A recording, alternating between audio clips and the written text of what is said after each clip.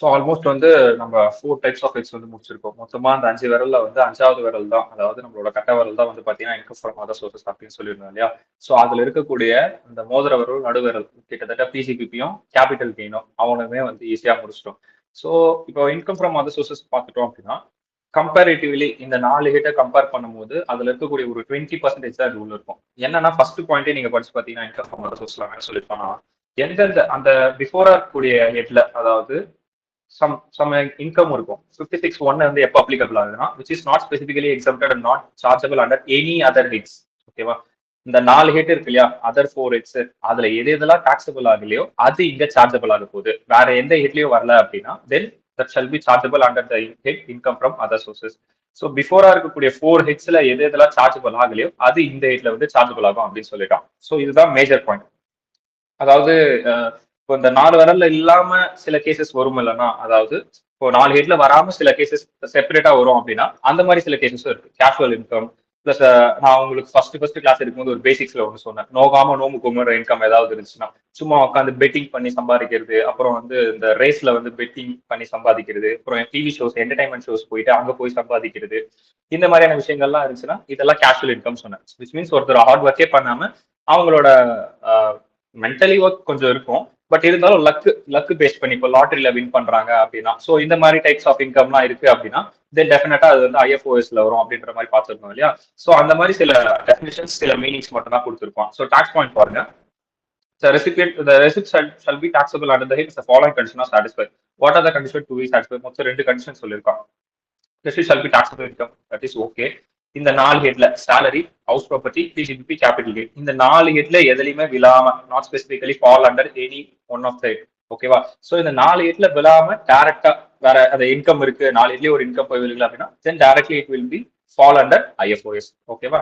Since 56(2) என்ன சொல்லியிருக்கான், lay downs list of income which are taxable under the head. So 56(2) வந்து கீழே கொடுத்துருக்கான், இந்த 8 கீழே என்னென்னலாம் வரும் அப்படின்ட்டு. ஸோ 56(2)ங்கிறது இங்க சொல்லிருக்கக்கூடிய இந்த விஷயங்கள் மொத்தம் இந்த 8 சொல்லியிருக்கான் இல்லையா. இந்த 8 தான் வந்து பாத்தீங்கன்னா 56(2). ஓகேவா. என்னென்ன சொல்லியிருக்கான், டிவிடெண்ட் எப்படி டாக்ஸபிள் ஆகும். ஆல்மோஸ்ட் இப்போ நீங்க பார்த்துட்டு வந்த ஹெட்ல எங்கேயாவது டிவிடெண்ட் நம்ம டாக்ஸபிள் பண்ணி பாத்தீங்களா, பார்க்கல. இப்போ ஷேர்ஸ் வாங்கி விற்கிறோம் அப்படின்னா கேபிட்டல் கெயின்னு பார்த்தோம், ஞாபகம் இருக்கா உங்களுக்கு. ஸோ இப்போ நான் ஷேரை வாங்குறேன்,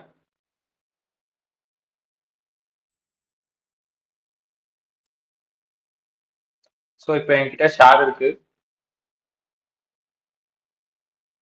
ஒரு 10,000 rupees. ஸோ இந்த ஷேரை வாங்குறேன் அப்படின்னும் போது நான் 2012 வாங்கினேன், 2024 விற்கிறேன் அப்படின்னா கிட்டத்தட்ட வந்து பாத்தீங்கன்னா எத்தனை வருஷம் இருக்கு, கிட்டத்தட்ட ஒரு 12 வருஷம் இருக்கு. 12 இயர்ஸ்க்கு அப்புறம் நான் அந்த ஷேரை நான் சேல் பண்றேன் அப்படின்னா இது அகைன் நான் வந்து 10 இதே வாங்குற விலைக்கு நான் விற்பேனான்னு கேட்டா கிடையாது. ஸோ ஆல்மோஸ்ட் நான் இதை வந்து மார்க்கெட் ப்ரைஸ் இருக்கு ஒரு 25,000 காசு நான் வந்து இதை சேல் பண்ணுவேன். அப்சல்யூட்டா. ஓகேவா. ஸோ ஆஸ் எ இண்டிவிஜுவலா நான் இப்போ இதை பண்றேன் அப்படின்னும் போது ஒரு இண்டிவிஜுவல் பாயிண்ட் ஆஃப் வியூ இருந்து பார்க்கும்போது எனக்கு எவ்வளவு கெயின், நீங்க 15,000 ரூபாய் கேபிட்டல் கெயின் அப்படின்னு பார்த்தோம். ஆனா பட் இப்போ இந்த 12 இயர்ஸ்க்கு இடையில அவன் டிவிடெண்ட் கொடுத்துருப்பான் இல்லைன்னா இந்த ஷேர்ஸுக்கு, இந்த டிவிடெண்ட் இன்கம் எங்கன்னா போகும் அப்படின்ற கொஸ்டின் மார்க் வரும் இல்லையா. 12 இயர்ஸ் ஷேரோட பிரைஸ் இன்க்ரீஸ் ஆயிருக்கு, ஷேரோட பிரைஸ் இன்க்ரீஸ் ஆனதால நம்மளுக்கு கேபிட்டல் கெயின் இங்க ரைஸ் ஆச்சு. கரெக்டா. So but in between the gap ஒரு 12 இயர்ஸ் இருக்கு, இந்த 2012 to 2024 ஒரு கேப் இருக்கு. அங்க வந்து டிவிடெண்ட் அனௌன்ஸ் பண்ணிருப்பாங்க. விச் மீன்ஸ் அது இன்க்ரிமெண்ட் டிவிடெண்டா இருக்கலாம், நீங்க கம்பெனிஸ் ஆக்ட்ல படிச்சிருப்பீங்க, இன்க்ரிமெண்ட் டிவிடெண்டா இருக்கலாம், இல்ல குவார்டர்லி அவன் ரிலீஸ் பண்ற மாதிரி இருக்கலாம், இல்ல ஆஃபர்லி ரிலீஸ் பண்ணலாம், இல்ல ஃபுல்லாமே இல்ல ஹோல் இயர் தான் நாங்க டிவிடெண்ட் தருவோம் அந்த மாதிரி அவன் எக்ஸ்பெக்ட், அது மாதிரி அவன் சொல்லிடலாம். எப்படி சொல்லுவான், ஓகே நாங்க வந்து 10% வந்து இப்போ டிவிடெண்ட் அனௌன்ஸ் பண்ணிருக்கோம் அப்படின்னு சொல்லிடுவோம். வருஷம் 10%. அப்போ 2013, 14, 15, 16, 17 இந்த மாதிரி 12 years. So it's growing like this. கரெக்டா. ஸோ இப்படி போயிட்டே இருக்கு அப்படின்னா இப்போ இந்த ஷேரோட வேலை 2012 எவ்வளவு 10,000 இருந்துச்சு, 2013 அட்லீஸ்ட் அது ஒரு 11,000 ஆச்சு மாறிடும். கரெக்டா. மைட் பி இன்க்ரீசிங், ஒரு நான் 15,000 இன்க்ரீஸ் பண்ணிருக்கேன். ஸோ வருஷம் 1000 ரூபாய் இன்க்ரீஸ் ஆகுதுன்னு வச்சுப்போம். அப்போ இந்த 11,000த்துல நீங்க 10% எவ்வளவு வரும், 1100. ஸோ இங்க 1100. இப்போ 2013 இந்த ஷேர் வச்சுட்டு இருக்கிறது இப்போ பாலான்னு வச்சுக்கலாமே, மிஸ்டர் பாலா. ஸோ பாலா கிட்ட இந்த ஷேர் இருக்கு அப்படின்னா 2013 பாலா கையில இந்த 1,100 ரூபாய் டாக்ஸபிள் ஆகணும். கரெக்டா. ஸோ இந்த ஹேண்ட்ஸ் ஆஃப் பாலா இது டாக்ஸபிள் ஆகும். எந்த ஹெட் கீழே ஆகும், ஐஎஃப்ஓஎஸ். ஓகேவா. ஸோ ஐஎஃப்ஓஎஸ் கீழே பாலா கையில வந்து இந்த 1,100 ரூபாய் 2013 டாக்ஸபிள் ஆகும். ஓகே. பட் இப்போ இந்த 25,000 வித்தீங்க இல்லையா கேபிட்டல் கெயின், அது 2024 தான் நடந்திருக்கு. இப்போ 2024 மைட் பி 2024 எண்ட்ல நீங்க இன்கிரிமெண்ட் டிவிடெண்ட் கொடுத்துருக்கான் 2024. அப்போ இன்கிரிமெண்ட் டிவிடெண்ட் கொடுத்துருக்கான் அப்படின்னா 25,000 இன்டூ 10%, 2,500. இந்த 2025 என்ன நடக்கும் அப்படின்னா கேபிட்டல் கெயின் கீழே 15,000, IFOS கீழே 2,500 போகும். ஓகேவா? So this are the two types of income. இந்த மாதிரி போகும். ஓகே, ஸோ உங்களுக்கு செக்ரிகேஷன் புரியுதா? கேபிட்டல் கெயின்க்கும் IFOSக்கும். ஸோ டிவிடெண்ட் வந்தா இப்படி டாக்ஸபிள் பண்ணும். பட் டிவிடெண்ட் அப்படிங்கிறது இது ஒண்ணுதானா அப்படின்னு பார்த்தோம்னா கிடையாது. நம்ம கேபிட்டல் கெயின்ல இன்னும் சிலது பார்த்தோம். ஞாபகம் இருக்கா? கேபிட்டல் கெயின் படிக்கும்போது இப்போ ஒரு கம்பெனி வந்து பாத்தீங்கன்னா லிக்விடேட் ஆகுது. கம்பெனி லிக்விடேஷன் டைம்ல அவன் ஒரு டிவிடெண்ட் கொடுப்பான், விச் மீன்ஸ் அவனோட அசட்டை வித்து தான் அவனோட ஷேர் ஹோல்டர்ஸ்க்கு இருக்கக்கூடிய கடன் எல்லாம் அவன் அடிப்பான். கரெக்டா? இப்போ லிக்விடேட் ஆகுது அப்படின் போது அவன் கையில காசு இருக்காது. ஆல்மோஸ்ட் அசட்டை கொடுத்துதான் வந்து பாத்தீங்கன்னா அவன் என்ன பண்ணணும், அந்த ஷேரை திருப்பி கொடுக்கணும். ஸோ நம்ம மேல பார்த்த அதே எக்ஸாம்பிள் எடுத்துப்போம். பட் இது 25,000 கவர் ஆகுமான்னு தெரியாது, ஸ்லாப்லயே கவர் ஆகாது. பட் நம்ம எக்ஸாம்பிளுக்காக நான் 25,000 எடுத்துக்கிறேன். ஓகேவா? ஸோ அதே மாதிரி 25,000, 2,500 என்ன கொடுக்கணும், டிவிடெண்ட் கொடுக்கணும். ஸோ மொத்தமா அவன் எவ்வளவு கொடுக்கணும் அப்படின்னா 27,500 ரூபாய் கொடுக்கணும். கரெக்டா? இப்போ இந்த கம்பெனி வந்து மொத்தமா 27,500 ரூபாய் அந்த பர்சனுக்கு கொடுக்கணும். இப்போ 27,500 அவன் கொடுக்கணும் அப்படின்னா அவங்க கிட்ட அதுக்கு முதல்ல காசு இருக்கும். ஓகேவா? சோ அது இல்லாதனால இப்ப என்ன பண்றோம்னா 27,500 மதிப்புள்ள ஒரு அசெட்டை கொடுத்துட்டான்பா. So this asset is consider as a deem to be what I say, instead of share அவன் வந்து டீம் டு பி அசெட்டா கொடுத்துட்டான், அந்த பர்சனுக்கு கொடுத்துட்டான். ஸோ இந்த மாதிரி சுச்சுவேஷன்ல இப்போ 25,000 இந்த அசெட் வந்து நீங்க செக்ரிகேட் பண்ணணும். 25,000 ரிலேட்டட் டு ஷேர்ஸ், அசெட்டோட மதிப்பை நீங்க கன்வெர்ட் பண்ணிட்டு 25,000 related to shares, 2,000 related to dividend. அப்போ இந்த அசெட் இந்த டிவிடெண்டா கொடுத்துருக்கான் இல்லையா? So then it will be called as deemed dividend. ஓகேவா? ஸோ இதுதான் அந்த டீம்டு டிவிடெண்ட் கான்செப்ட். இதுவுமே IFOS கீழே வரும். என்ன ஏன்னா நீங்க கேபிட்டல் கெயின் பார்க்கும்போது இது டீம்டு டிவிடெண்டா மைனஸ் பண்ணிருப்பீங்க. ஞாபகம் இருக்கா? நம்ம ஒரு சம்ல பார்த்தோம். ஐ திங்க் யூல ஆரம்பிக்கும், உத்கிருஷ்ணன் நினைக்கிறேன் அவர் பேரு. ஸோ அந்த சம்ம போய் பார்த்தீங்க அப்படின்னா கேபிட்டல் கெயின்ல அந்த டீம்டு டிவிடெண்டை நம்ம மைனஸ் பண்ணிருப்போம். அந்த ஷேரோட மதிப்புல இருந்து மைனஸ் பண்ணி பேலன்ஸ் இருக்கிறத காமிச்சிருப்போம். ஏன்னா டீம்டு டிவிடெண்ட் வந்து 222 கீழே வந்து IFOSல டாக்ஸபிள் ஆகும் அப்படின்னு நான் அங்கேயே சொன்னேன் சொல்லும் போது. ஞாபகம் இருக்கா? ஜஸ்ட் புரட்டி பாருங்க கேபிட்டல் கெயின்ல அந்த சம்ம.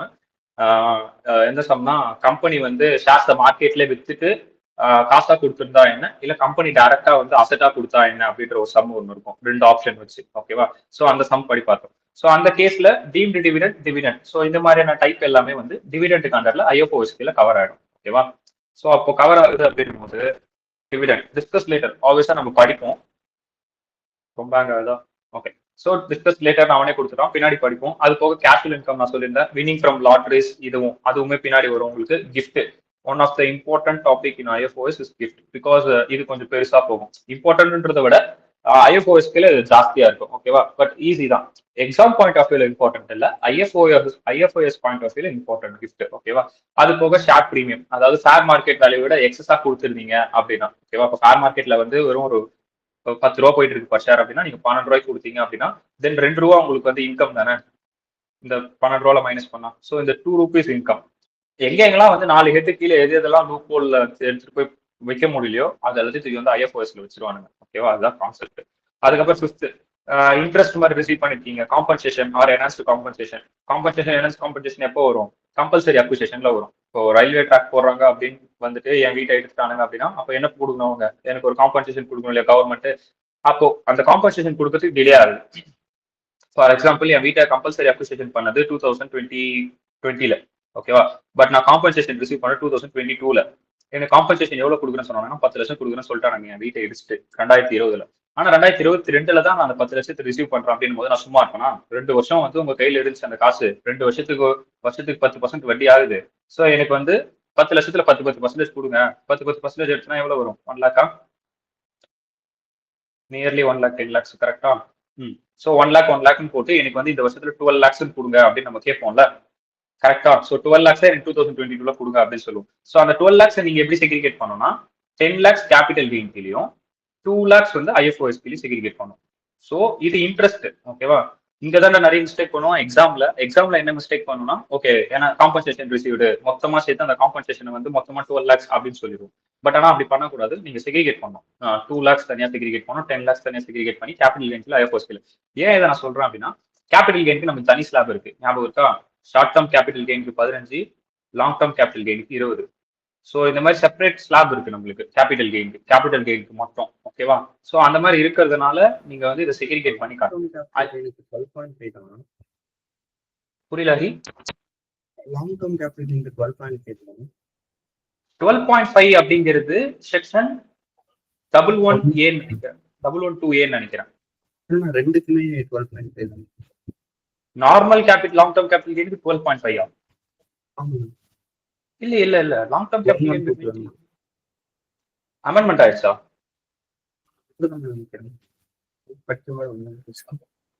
இல்ல 12.5ன்றது 112A மட்டும்தான்.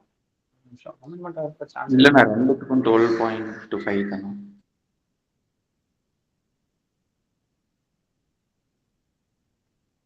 எப்படா பாத்தீங்க? The long-term target post you can reduce from 10% capital loss or short-term capital loss.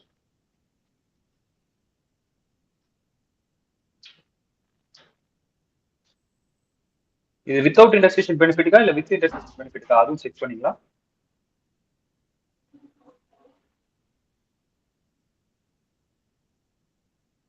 இந்த 20 இருந்ததுன்னா 12.25 ஆயிடுச்சுன்னு சொல்லி இது பார்த்தோம். 20 தான் 12.5 ஆச்சா? நம்ம ஏதோ ஒரு அமெண்ட்மெண்ட் பார்த்தோம், ஞாபகம் இருக்கா? 1128 வந்து 1 lakhல இருந்து 1,25,000 மாறிச்சு, 10% 12.5 மாறிச்சுன்னு அது ஒரு பார்ட் ஞாபகம் இருக்கா? ரிபேட் அதுக்கு வராது 112A. அது வந்து 1128 வந்து 1,25,000 இருந்து 1 lakh மாறிச்சுன்னு சொல்லிட்டு பார்த்தோம். இல்ல 1 lakh தான் 1,25,000 மாறிச்சு. அதுக்கு ரிபேட் இல்ல, அது பார்த்தோம். பட் இது என்ன இதுன்னு சொல்றாங்க, அதுக்கும் 12.5 தானே இருந்துச்சு. அதுக்கும் 12.5. ஆமா, 112A-க்கும் 112A-க்கும் ரெண்டுக்குமே 12.5 தான். ரிபேட்டும் அதுக்கு வந்து ரிபேட் இல்லை அந்த மாதிரி சொன்னாங்க. எக்ஸம்ஷன் மட்டும் 1,25,000 அந்த மாதிரி சொல்லியிருந்தாங்க. அப்படியா? Okay, then it was amended. But எனக்கு அமெண்ட்மெண்ட் ஆனதுல கண்டிப்பா 12.5 கொடுக்கறதுக்கு வாய்ப்பே கிடையாது. எப்படி கொடுத்தான்?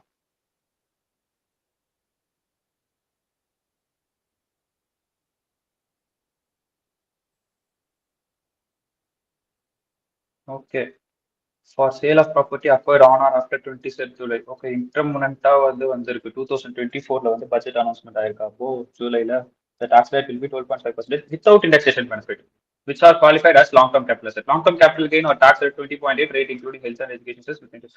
Without indexation benefit இருக்குதுனா தான் 12.5. ஸோ இன்டர்னல் பட்ஜெட் ஒன்று விட்டுருக்கான். அதாவது வித்தவுட் இண்டெக்ஸ் நீங்க இந்த சம்ல வந்து பாத்தீங்கன்னா ஆப்ஷன் 1 ஆப்ஷன் 2 2 ஆப்ஷன் பார்த்தோம் கடைசியில கேபிட்டல் கெயின்ல. ஞாபகம் இருக்கா? கேபிட்டல் கெயின் பின்னாடியே தான் இருக்கு.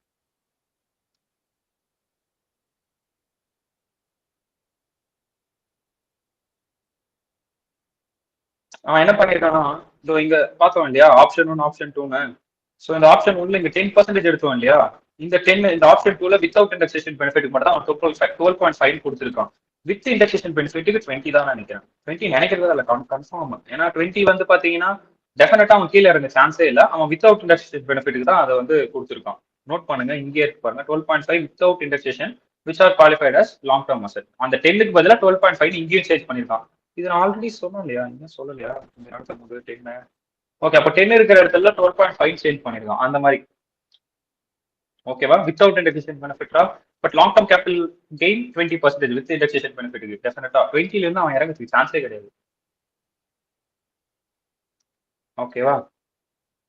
நோட் பண்ணிக்கோங்க இதை. இங்க எழுதிக்கோங்க இந்த இடத்துல, இந்த டிடக்ஷன் 6A கீழே 112 கீழே இதை எழுதிக்கிறேன். இந்த ஆப்ஷன் 2ல வந்து 10 இருக்கு இல்லையா, அதை வந்து 12.5 மாத்திக்கிங்க வித் நோ இண்டெக்ஸேஷன் பெனிஃபிட் அப்படின்னு போட்டு. ஓகேவா? நெக்ஸ்ட், ஓகே, ஸோ இந்த ஸ்லாப்காக தான் இதை தனித்தனியா நான் பிரிக்க சொன்னேன். ஏன்னா ஒரு ஸ்லாப்க்கு ஒரு மாதிரி போகும் இல்லையா? ஸோ அதனால வந்து இப்போ இதை தனித்தனியா பிரிக்க சொல்லுங்க. இப்போ ஐஎஃப்ஓஎஸ்கில வந்துட்டோம் அப்படின்னா நார்மல் ஸ்லாப்ல வருவாங்க. பட் கேஷுவல் இன்கமா இருக்கு அப்படின்னா ஃபிளாட் 30% நம்ம வந்து டேரக்டா டாக்ஸ் பண்ணுவோம் அப்படின்றத பார்த்தோம். ஸோ அடுத்து வேற என்ன வரும் அப்படின்னு பாத்தீங்கன்னா sum of the money received in advance otherwise in course of negotiation for transfer of capital asset. இப்போ நான் கேபிட்டல் அசெட்டை வந்து ட்ரான்ஸ்ஃபர் பண்றேன் அப்படின்னு சொல்லிட்டு சம்திங் ஏதோ ஒரு அட்வான்ஸ் மாதிரி ரிசீவ் பண்றேன். ஃபர்தரா வந்து அதை நான் ட்ரான்ஸ்ஃபர் பண்ணாம விட்டுட்டேன். ஓகேவா? சம்திங் நான் ஏதோ பர்ச்சேஸ் பண்ணிட்டேன். அவங்க கிட்ட வந்து நெகோசியேட் பண்ணி இல்ல கொடுக்க முடியாது, லேண்ட் கொடுக்க முடியாது, இல்ல சம்திங் ஏதோ ஒரு ரீசன் சொல்றேன். இந்த மாதிரி வேற ஒருத்தர் வந்துட்டாங்க, இல்ல எங்க வீட்டுல ஏதோ நாள் சரி இல்ல, ஏதோ ஒரு ரீசன் சொல்லி தட்டி கழிக்கிறேன். இல்லைனா கான்ட்ராக்ட் வந்து பிரீச் ஆகுது. ஸோ இந்த மாதிரியான variety of the situations happen. ஓகேவா? அட்வான்ஸ் வாங்கினதுக்கு அப்புறமா நான் சொல்லிட்டு இருக்கேன். ஸோ அட்வான்ஸ் வாங்கினதுக்கு அப்புறமா இந்த மாதிரி நடக்குது அப்படின்னும் போது தென் அந்த இடத்துல டிரான்ஸ்ஃபரே நடக்காது. கரெக்டா? ஸோ டிரான்ஸ்ஃபரே நடக்கல அப்படின்னா நீங்க அட்வான்ஸ் வாங்கின காசு என்னது? உங்களுக்கு ஒரு இன்கம் தானே. உங்க பாயிண்ட் ஆஃப் இருந்து பார்க்கும்போது அது ஒரு இன்கம் தானே. Then that income will be taxable in your hand under the head IFOS. ஓகேவா? ஸோ அதுதான் சம் ஆஃப் ஃபீச்சர். அதுக்கப்புறம் negotiation does not result in transfer of such capital asset. So negotiate பண்றீங்க, advance கொடுத்துட்டு something ஏதோ negotiate பண்றான், இல்ல கோர்ட்ல ஏதோ case something what ever it is they are going on. So அப்படி போகும்போது என்னன்னா இந்த மாதிரி கொடுத்தான், ஓகே அக்செப்டல், பட் அவன் ரொம்ப டிலே பண்ணிட்டான் என்கிட்ட இருந்து அசெட்டை வாங்குறதுக்கு. ஸோ டிலே பண்ணதுனால நான் வேற ஒருத்தருக்கு வித்துட்டேன் அதை. ஸோ அட்வான்ஸ் திருப்பி கேட்கறான், கொடுக்க முடியாது. இந்த மாதிரி அதாவது இப்போ நீங்க உங்ககிட்ட இருந்து ஒருத்தன் லேண்ட் வாங்குறதுக்கு வரான்ப்பா, வாங்கிட்டு இந்த மாதிரி ஒரு 1 மந்த்ல நான் வாங்கிறேன்னு சொல்லிட்டு அட்வான்ஸ் கொடுத்துட்டு போறான்ப்பா. 1 மந்த் டைம் முடிஞ்சிச்சு. ஸோ உங்களுக்கு வெயிட் பண்ண முடியல, உங்களுக்கு காசு அர்ஜென்ட். நீங்க என்ன பண்றீங்க? இன்னொரு தேர்ட் பார்சனை பிடிச்சி அவனுக்கு நீங்க சேல் பண்ணிட்டீங்க. ஆஸ் பர் கான்ட்ராக்ட் 1 மந்த்க்குள்ள முடிஞ்சிச்சு அப்படின்னு சொல்லி அவன் கேஸ் போட்டாலும் என்ன பண்ண முடியாது, அவனால வாங்க முடியாது. 1 மந்த்க்குள்ள நீ வந்து ஏன் வாங்கல அப்படின்ற ஒரு கொஸ்டின் மார்க் வரும் இல்லையா? அவன் வேற எதனா ரீசன் சொன்னாலும் வாட் எவர் இட் இஸ், நீங்க நெகோசியேஷன் பண்ணும்போது டிரான்ஸ்ஃபர் ஆகாது. ஏன்னா நான் ஆல்ரெடி வேற ஒருத்தருக்கு டிரான்ஸ்ஃபர் பண்ணிட்டேன். அப்போ உங்களுக்கு ஒரு அட்வான்ஸ் இருக்கு இல்லையா, அந்த அட்வான்ஸ் மணி அது வந்து ஐஎஃப்ஓஎஸ் கீழே வந்துடும். ஓகேவா? ஸோ இதை நம்ம ஆல்ரெடி கேபிட்டல் கெயின்ல படிச்சோம், ஞாபகம் இருக்கா உங்களுக்கு? இந்த மாதிரி அட்வான்ஸ் மணி பர்ச்சேஸ் பண்ணிட்டு அது ஐஎஃப்ஓஎஸ் கீழே போயிடும்டா. அதே மாதிரி மறுபடியும் அந்த கேபிட்டல் கெயினை வித்துட்டோம் அப்படின்னா விற்கும் போது ஆல்ரெடி இவ்வளவு மணி நான் ரிசீவ் பண்ண அதுக்கு நான் டாக்ஸபிள் பண்ணிட்டேன்னு சொல்லி இதை நீங்க மைனஸ் பண்ணக்கூடாது. அதாவது பர்சன் ஏ, பர்சன் பி, பர்சன் சி, இவங்க 2 பேருக்குள்ள அக்ரிமெண்ட் இருக்குப்பா. இவர் வந்து 1 மந்த்க்குள்ள வாங்கல. ஸோ அதனால ஏ என்ன பண்ணிட்டாரு, டைரக்டா பி கிட்ட போய் சேல் பண்ணிட்டாரு. ஆனா பி கிட்ட இருந்து ஒரு 10,000 ரூபாய் வாங்கி வச்சிருக்காருன்னு வச்சுப்போம். ஓகேவா? இப்போ சி கிட்ட சேல் பண்ணும்போது கேபிட்டல் கெயின் வந்திருக்கும். எவ்வளவு வந்திருக்கும் அப்படின்னு பாத்தீங்கன்னா, ஃபார் எக்ஸாம்பிள் ஒரு 2 லட்சத்துக்கு வித்திருக்காரு, வாங்கின வேலை வந்து ஒரு 1 lakh. So capital gain 1 lakh. ஓகேவா? ஸோ இப்படி இருக்கு. அப்போ நீங்க கேபிட்டல் கெயினுக்கு தனியா டாக்ஸ் கட்டணும். 1 லேக்குக்கு 10,000க்கு ஐஎஃப்ஓஎஸ்டில டாக்ஸபிள் கட்டணும். இங்க வந்துட்டு ஆல்ரெடி நான் 10,000க்கு ஐஎஃப்ஓஎஸ்டில டாக்ஸ் கட்டிட்டேன். ஸோ அதனால இந்த 1 லேக் நான் அதை மைனஸ் பண்ணிக்கிறேன். 90,000க்கு மட்டும் தான் நான் டாக்ஸ் கட்டுவேன் கேபிட்டல் கெயின்ல நீங்க சொல்லக்கூடாது. அதுதான் இந்த இடத்துல நம்ம படிச்சோம். நம்ம இருக்கா கேபிட்டல் கெயின்ல புக் இருந்தா பின்னாடி அப்படியே போட்டு பாருங்க. டிஸ்கஸ்ட் இன் கேபிட்டல் கெயின் கொடுத்துருக்கான். அப்படியே பின்னாடி போட்டு திருப்பி பாருங்க, உங்களுக்கு இந்த இது இருக்கும். ஓகேவா sir? 6th point. So next 7th point. 7th point என்னன்னா, ஏதாவது யூனிட் ஹோல்டர் வந்து பிசினஸ் ட்ரஸ்ட்ல இருந்து ஏதாவது ரிசீவ் பண்ணிருக்காரு, மியூச்சுவல் ஃபண்ட்ஸ் இருக்கு இல்லையா? ஸோ அங்க இருக்கிறது எல்லாமே ஷேர்ஸ் அதெல்லாம் நான் சொன்னேன் இல்லையா? ஸோ அது எல்லாமே வந்து யூனிட் நம்ம மென்ஷன் பண்ணணும் நான் சொல்லியிருந்தேன். ஸோ அங்க இருந்து ஏதாவது ஒரு சம்திங் ஏதோ ஒரு அமௌண்ட் ரிசீவ் பண்ணிருக்காரு. அவன் ஸ்பெசிஃபைட் சம் ரிசீவ் தான் சொல்லியிருக்கானே தவிர எக்ஸாக்டா என்ன ரிசீவ்னு சொல்ல. லைக் டிவிடெண்ட் மாதிரி யூனிட் ஹோல்டரா இருந்தாங்கன்னா அவங்க என்ன ரிசீவ் பண்ணுவாங்களோ அது அந்த இது. ஓகேவா? ஸோ அதுதான் வந்து ஸ்பெசிஃபைட் சம் அப்படி மென்ஷன் பண்ணிருக்கான். இப்போ ஃபார் எக்ஸாம்பிள் ஷேர் இருக்குன்னா ஷேருக்கு டிவிடெண்ட் டேரக்டா நம்மளால சொல்ல முடியும். பட் மியூச்சுவல் ஃபண்ட்ஸ் இருக்கு அப்படின் போது மியூச்சுவல் ஃபண்ட்ஸ்ல இருந்து அவங்க என்ன ரிசீவ் பண்ணுவாங்கன்னு எக்ஸாக்டா அது என்ன டேர்ம்ன்றதுக்கு பதிலாக அவன் சம் ஸ்பெசிஃபைட் சம் அப்படி மென்ஷன் பண்ணிட்டான். ஓகேவா? சோ அந்த மாதிரி எதனா ரிசீவ் பண்ணியிருந்தா அது போக any sum receive life insurance policy. So எல்ஐசில இருந்து எதனா ரிசீவ் பண்ணிருந்தீங்க அப்படின்னா then that will be comes under income from other sources. So இதெல்லாம் ஐஎஃப்ஓஎஸ் கீழே வரும்னு சொல்லிட்டான். அதுக்கப்புறம் நெக்ஸ்ட் பாயிண்ட் என்னப்பா, income chargeable under the set is not charged under the PGBP. So PGBP கீழே நம்ம எதெல்லாம் வரும் நம்ம பார்த்தோம். உங்களுக்கு சில இதெல்லாம் ரிமெம்பர் இருக்கும், இப்பதான் முடிச்சோன்றதுனால. சோ இப்போ அந்த டைப் ஆஃப் இன்கம்லாம் பிஜிபிபி கீழே வரல அப்படின்னா தென் அதெல்லாம் எதுக்கு கீழே போடணும்? இப்போ பிஜிபிபின்ற கான்செப்ட் வந்தாலே அந்த இடத்துல கம்பெனி அப்படின்ற கான்செப்ட் வந்துடும். ஓகேவா? Company means business or professional அப்படின்ற அந்த கான்செப்ட் இதுல இன்வால்வ் ஆயிடும். அப்போ இன்வால்வ் ஆகுது அப்படின்னும் போது சம் ரிசீவ்ட் பை அஸ்லி from his employees as a contribution. PF கிட்ட இருந்து ஒரு கான்ட்ரிபியூஷன் வாங்கியிருந்தா வித்தின் டைம்குள்ள டெபாசிட் பண்ணிதான் ஒன்றும் பிரச்சனை இல்லை. அது டெபாசிட் டைம் தாண்டிடுச்சு அப்படின்னா நம்ம என்ன பண்ணிடுவோம், பிஜிபிபில ஆட் பண்ணணும்னு பார்த்தோம் இல்லையா ஒரு பாயிண்ட். ஸோ அந்த பாயிண்ட் தான் இங்க சொல்றோம். ஸோ அந்த இடத்துல இன்கேஸ் பிஜிபிபில அது நடக்கல அப்படின்னா டைரக்டா அது ஐஎஃப்ஓஎஸ் கீழ வந்து விழுந்துரும். அடுத்து 10th point, interest on securities. செக்யூரிட்டிஸ்ல கிடைக்கக்கூடிய இன்ட்ரெஸ்ட். செக்யூரிட்டிஸ் நம்ம மென்ஷன் பண்றது வந்து debentures, bonds, shares, this are comes under securities. But interest வரக்கூடிய செக்யூரிட்டிஸ் அப்படின்னா டிபெஞ்சர் பாண்ட்ஸ் மட்டும் தான் இன்க்ளூட் ஆகும். கரெக்டா? ஸோ டிபெஞ்சர்ல இருந்து வரக்கூடிய இன்ட்ரெஸ்ட், பாண்ட்ஸ் இருந்து வரக்கூடிய ஆப்வியஸா இன்ட்ரெஸ்ட் வந்து இங்க தான் டாக்ஸபிள் ஆகும். மேல பார்க்கல அந்த point, interest taxable here. Okay, income வந்து மேல மேல சொல்லல. ஸோ இன்ட்ரெஸ்ட், இதுக்கான இன்ட்ரெஸ்ட் இங்க இன்னொன்னு நீங்க தெரிஞ்சுக்கணும். என்னன்னா டிபெஞ்சர் ஹோல்டரா இருக்கீங்க அப்படின்னும் போது த சேம் ஃபார் ஷேருக்கு. நான் எப்படி ஒரு எக்ஸாம்பிள் கொடுத்தேன், ஷேருக்கு கொடுத்த அதே எக்ஸாம்பிள் தான் டிபெஞ்சருக்குமே. ஓகேவா? இப்போ டிபெஞ்சர் பொறுத்த வரைக்கும் ரேட் ஏறுமானா அப்படின்னு கேட்டா, மேபி மார்க்கெட்ல அது ப்ரொவைட் பண்ணிட்டு இருந்தாங்க, மார்க்கெட்ல அந்த செக்யூரிட்டி வந்து இதுவாயிட்டு இருக்கு, சர்க்குலேட் ஆயிட்டு இருக்கு அப்படின்னும் போது தென் டிபெஞ்சர் ரேட்டும் சேஞ்ச் ஆகிறதுக்கு சான்ஸ் இருக்கு. பட் ஆப்வியஸா டிபெஞ்சர் அப்படிங்கிறது ஒரு லோன் கணக்கு தான். லோன் வந்து ஒரு பத்திரத்தை வாங்கி கொடுக்குற கணக்கு தான், கரெக்டா? ஸோ இப்போ டிபெஞ்சர் இருக்கு அப்படின்னும் போது, ஃபார் எக்ஸாம்பிள் என்கிட்ட இருந்து 15 லட்சம் ரூபாய்க்கு டிபெஞ்சர் நான் வந்து வாங்கிட்டேன். யார் வைக்கலாம், ஸ்ரீஹரி வைக்கலாமா? ஸ்ரீஹரி டிபெஞ்சர் வாங்கிட்டாரு. எங்க இருந்துன்னா என் கம்பெனி ஜே லிமிடெட்ல இருந்து வாங்கிட்டாரு. ஓகேவா? ஸோ இப்போ ஜே லிமிடெடுக்கு 15,000 வந்துருச்சு. என்ன ப்ரொபோஷன்ல வாங்கியிருக்காரு அப்படின்னா 10% ரேட்ல வாங்கியிருக்காரு. ஸோ ஸ்ரீஹரிக்கு நான் என்ன பண்ணணும், 1,80,000 மாசம் மாசம் கொடுக்கணும். இது இன்ட்ரெஸ்ட். மைட் பி இந்த ஜே லிமிடெட் அப்படிங்கிறது மியூச்சுவல் ஃபண்டா இருந்துச்சு அப்படின்னா என்ன பண்ணும், இந்த டிபெஞ்சரை கொண்டு போய் மார்க்கெட்ல சர்க்குலேட் பண்ணி செக்யூரிட்டிஸா மாற்றும். கரெக்டா? மியூச்சுவல் ஃபண்டா இருந்துச்சுன்னா, மியூச்சுவல் ஃபண்ட்ஸ் ஒரு பிசினஸ் ட்ரஸ்ட் ஏதாவது இருந்துச்சு அப்படின்னும் போது, ட்ரஸ்ட் ஓரியன்ட் ட்ரஸ்ட்னா அந்த ட்ரஸ்ட் இல்ல, நல்லது பண்ணுவாங்களோ அந்த மாதிரி ட்ரஸ்ட் இல்ல, பிசினஸ் ட்ரஸ்ட். ஓகேவா? மியூச்சுவல் ஃபண்ட்ஸ் தான் அந்த மாதிரி சொல்லுவாங்க. ஓகே, சோ அந்த மாதிரி இருக்கும் போது என்ன பண்ணுவோம், இந்த டிபெஞ்சரை கொண்டு போய் மார்க்கெட்ல கொடுத்து அதை ப்ரொவைட் பண்ணி அதோட ரேட் ஏற வைக்கும். But what ever it is, இங்க ஸ்ரீஹரிக்கு போக வேண்டிய இன்ட்ரெஸ்ட் அப்படியே போயிடும். பட் ஆஃப்டர் ஒரு 6 இயர்ஸ் லைஃப் டைம் வச்சுப்போம். 6 இயர்ஸ் லைஃப் டைம்ல ஸ்ரீஹரி வந்து இந்த டிபெஞ்சரை வந்து ரிடீம் பண்றாரு. நீங்க கேள்விப்பட்டிருக்கீங்க இல்லையா, நம்ம ஃபினான்ஷியல் மேனேஜ்மெண்ட் படிச்சிருக்கோம். Redeem at par, redeem at discount, redeem at premium. ஞாபகம் இருக்கா? பிரீமியம்ல ரிசீவ் பண்ணுவோம், இப்படி இப்படி ரிசீவ் பண்ணுவோம், ஞாபகம் இருக்கா? ஏன்னா இந்த டிபெஞ்சரோட விலை ஏறாது, அதே 15 லட்சம். ஏன்னா அது ஒரு லோன் மாதிரி நான் சொன்னேன், ஒரு கடன் தான். அந்த கடன் அப்படியே தான் இருக்கும், அதுக்கான இன்ட்ரெஸ்ட் மட்டும் நீங்க கட்டுங்க, திரும்ப பிரின்சிபல் அமௌண்ட் கொடுத்தா போதும். Principal amount 15,000. இன்கேஸ் உங்க கம்பெனி நல்லா போகுது, இல்ல மார்க்கெட்ல நீங்க ப்ரொவைட் பண்ணி அதோட ரேட் ஏற்றிருக்கீங்க அப்படின்னா பிரீமியம்ல நீங்க கொடுப்பீங்க. பிரீமியம் கொடுக்குறீங்களா, எவ்வளவு கொடுப்பீங்க? 16 லட்சத்துக்கு கொடுப்பீங்க. ஸோ 1 லட்ச ரூபா இன்க்ரீஸ் ஆயிருக்கு இல்லையா? ஸோ ஆல்வேஸா இந்த 1 லேக் அப்படிங்கிறது உங்களுக்கு கேபிட்டல் கெயின். இந்த வருஷம் வரக்கூடிய இன்ட்ரெஸ்ட் வந்து ஐஎஃப்ஓஎஸ். எக்ஸாம்பிள் ஷேர் மாதிரி தான். பட் இது ஏதாவது ஒரு கேஸ்ல தான் நடக்கும், எல்லா கேஸ்லயும் நடக்காது. ஆல்வேஸா நீங்க கட்டின அமௌண்ட்டை மட்டும் தான் ரிசீவ் பண்ணுவீங்க, அது உங்களோட 15 லட்சமா மட்டும் தான் இருக்கும். ஓகேவா? மேபி டிபெஞ்சர் வந்து அடுத்த ஸ்டேஜ் போய் அது ரேட் ஏறுது அப்படின்னா அந்த சுச்சுவேஷன்ல அது மாறும். பட் அதர்வைஸ் அது வந்து மாறாது. ஓகே, அண்டர்ஸ்டாண்ட் ஆச்சா? ஸோ இது டிபெஞ்சர் கான்செப்ட். நம்ம அந்த இடத்துல ஒரு ஃபார்முலா போடுவோம் மேடம், ஃபினான்ஷியல் மேனேஜ்மெண்ட்ல எத்தனை பெர்சன்டேஜ் கண்டுபிடிக்கிறதுக்காக, அதாவது கேடி எவ்வளவு இருக்குன்னு கண்டுபிடிக்கிறதுக்காக நம்ம பண்ணுவோம் இல்லையா, அந்த 10% என்னன்னு கண்டுபிடிக்கிறதுக்கு. த சேம் வே பிரீமியம்ல இருக்கா டிஸ்கவுண்ட்ல இருக்கா அப்படின்றத பார்த்து, அதாவது ஒண்ணுத்தோட ஒன்று லிங்க் பண்ணிக்கோங்க. அந்த புக்கு இந்த புக்கு லிங்க் பண்ணி படிக்கும் போது கொஞ்சம் ஈஸியா இருக்கும். ஓஹோ, இங்க அதனாலதான் இது படிச்சோம், இதனாலதான் இது படிச்சோம் அப்படின்ட்டு தெரிய வரும்போது எல்லா புக்கும் லிங்க் ஆயிக்கும், 8மே லிங்க் இருக்கும். ஓகேவா? சோ இது டிபெண்டர் கேஸ். ஆல்வேஸா இன்ட்ரெஸ்ட் வந்து ஐஎஃப்ஓஎஸ் கீழே வரும். ஓகேவா? கன்ஃபியூஸ் ஆகாதீங்க. ஏன்னா அதோட இப்போ ஒரு அமௌண்ட் லோன் இருக்குன்னா லோனுக்கான இன்ட்ரெஸ்ட் நான் சொன்னேன். அப்பா இருக்காரு, அப்பா போட்ட குட்டி தான் அந்த இன்ட்ரெஸ்ட். அப்போ குட்டி வந்து ஐஎஃப்ஓஎஸ்ல வரணும், அப்பா வந்து பிசிபிபில போவார். ஸோ பெரிய ஆள் எல்லாருமே பெரிய பெரிய ஹெட்டுக்கு போவாங்க.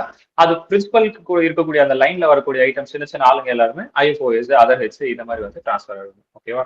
ஸோ அதுக்கப்புறம் வேற என்ன பார்த்தோம் அப்படின்னா, income from letting of machinery, plant or furniture.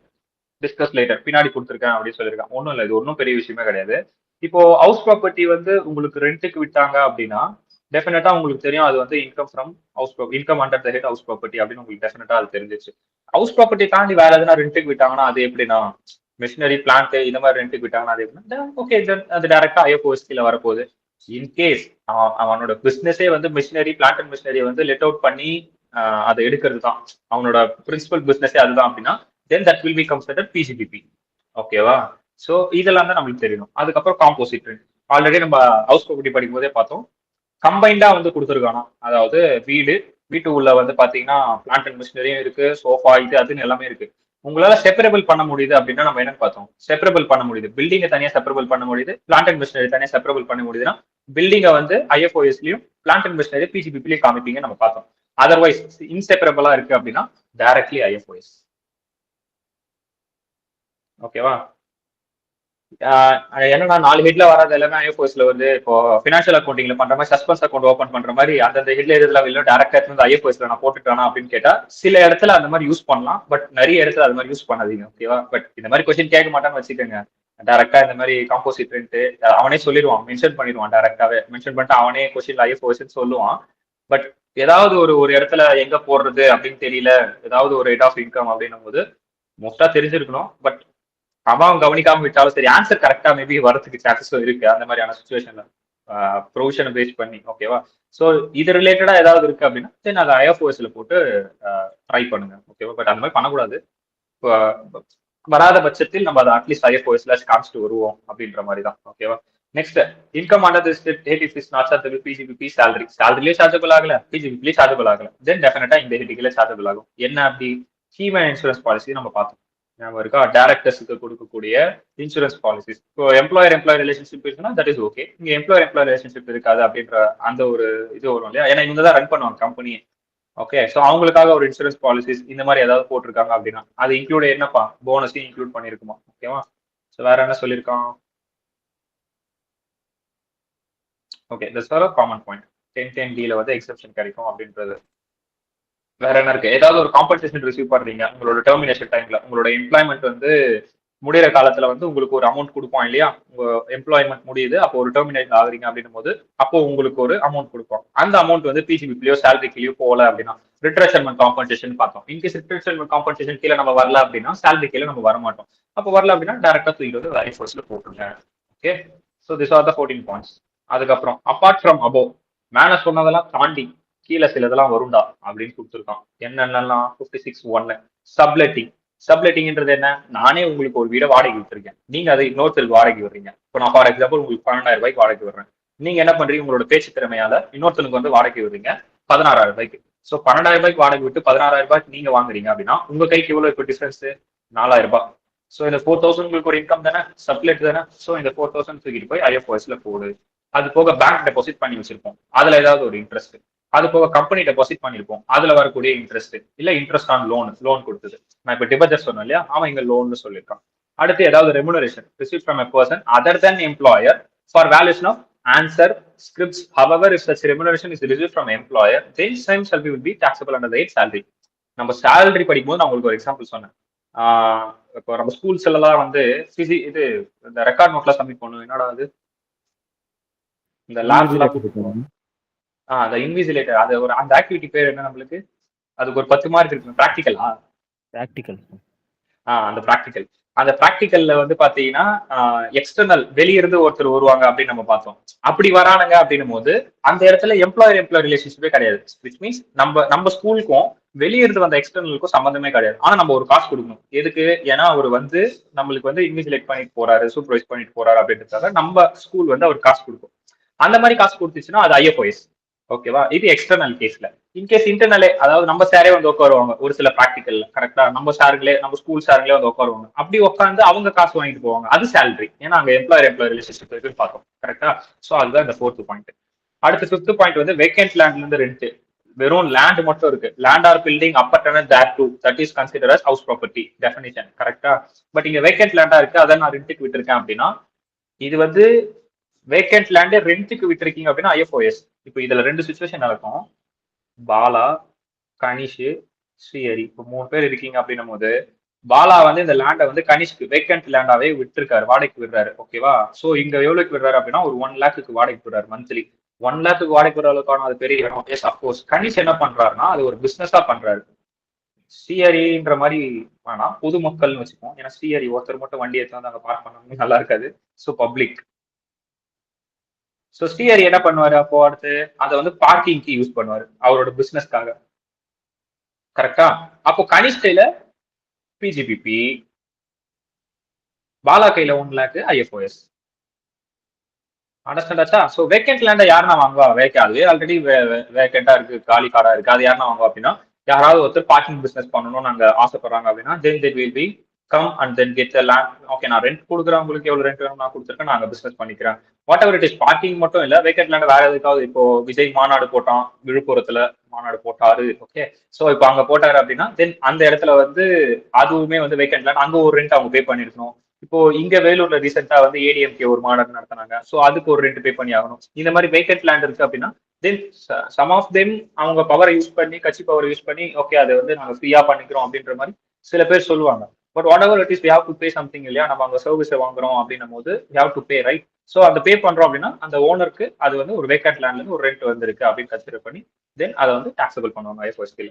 அது போக இன்சூரன்ஸ் கமிஷன், அன்டிஸ்க்ளோஸ்டு சோர்ஸ் ஏதாவது இருக்கு, இதெல்லாம் நம்ம பிசிபி படிக்கும்போது நான் சொன்னேன், அன்டிஸ்க்ளோஸ்டு சோர்ஸ் அந்த மாதிரி ஏதாவது ஒரு இன்கம் இருக்கு, அந்த சோர்ஸ் ஆஃப் இன்கம் இருக்கு. பிரைவேட் டியூஷன்லாம் நடத்துறாங்க இல்லையா பிரைவேட்டா, ஸோ அது ஐஎஃப்ஓஎஸ். அது போக இன்கம் டேக்ஸ். அந்த அன்டிஸ்க்ளோஸ் சோர்ஸுக்கு மட்டும் ஏதாவது ஒரு சின்ன எக்ஸாம்பிள் சொல்ல முடியுமா? அன்டிஸ்க்ளோஸ்டு சோர்ஸ் அப்படின்னா ஒரு அந்த சோர்ஸ் ஆஃப் இன்கம் எங்க இருந்து வந்திருக்கு அப்படின்ற ஒரு விஷயத்த உங்களால சொல்ல முடியல, டிஸ்க்ளோஸ் பண்ண முடியல உங்களால. இப்போ எப்படி சொல்லலாம், பிளாக் மணி கான்செப்ட்ல வந்து இது நிறைய வரதுக்கு சான்சஸ் இருக்கு. விச் மீன்ஸ் அதுக்கான பேஸ் சோர்ஸே இல்லாம அந்த இன்கம் வந்து உங்களுக்கு ரிசீவ் ஆயிருக்கும். அது உங்களால எக்ஸ்பிளைன் பண்ண முடியாம இருக்கலாம். ஃபார் எக்ஸாம்பிளுக்கு வந்து நீங்க ஒரு வேலையை பண்ணி கொடுத்ததுக்காக ஒரு கமிஷன் அமௌண்ட் மாதிரி ஒரு அமௌண்ட்டை கேஷா ரிசீவ் பண்ணிருக்கலாம். ஓகேவா? ஸோ கேஷா ரிசீவ் பண்ணிட்டு அது இதுன்னு சொல்ல முடியுமே தவிர டேரக்டா ஆமா நான் இந்த வேலையை பண்ணி கொடுத்தேன் அதனால எனக்கு கமிஷன் கொடுத்தேன். இப்போ டாக்டரா இருக்கான்னு வச்சுக்கோங்க ப்ரொஃபஷனுக்கு, அவனுக்கு வந்து இந்த மாத்திரையை மாத்தி கொடு படத்துல வர மாதிரி தான். அவனுக்கு கொஞ்ச நாள் இதுல சஃபர் ஆகிருக்காங்க, அது வரைக்கும் என் பிசினஸ்ல வர மாட்டான். ஒரு மாசம் அவன் சஃபர்ல வச்சுக்கோ, ஸோ அவனுக்கு ஏதாவது மாத்தி கொடு, ஸோ அதுக்காக நான் ஒரு இன்கம் கொடுக்குறேன். ஸோ இது ஒரு சோர்ஸ் தான். They are doing for the professional. So அதை அவனால எக்ஸ்பிளைன் பண்ண முடியாது, டிஸ்க்ளோஸ் பண்ண முடியாது டேரக்டா. ஆமா இதுக்கு தான் நான் வாங்கினேன் அப்படின்னு அவனால டிஸ்க்ளோஸ் பண்ண முடியாதுல்ல. ஸோ அந்த மாதிரியான இன்கம் ஏதாவது இருக்குன்னா அந்த ஃப்ராட் இன்கம் அந்த மாதிரினா ஃப்ராட் இன்கம் மோஸ்ட்லி அதுதான் 78% டேரக்டா டாக்ஸபிள் பாத்தோலே கண்டுபிடிச்சா அதுல டாக்ஸபிள் ஆகுது. Okay okay okay. Apart from that அதுல ஹியூமன் ரைட்ஸ் அது இதுன்னு உள்ள வந்துருவானுங்க, வந்துட்டு மனிதாபிமானமே எல்லாம் நடந்துக்கிறான் அப்படி இப்படின்னு அதெல்லாம் வந்து செகண்டரி.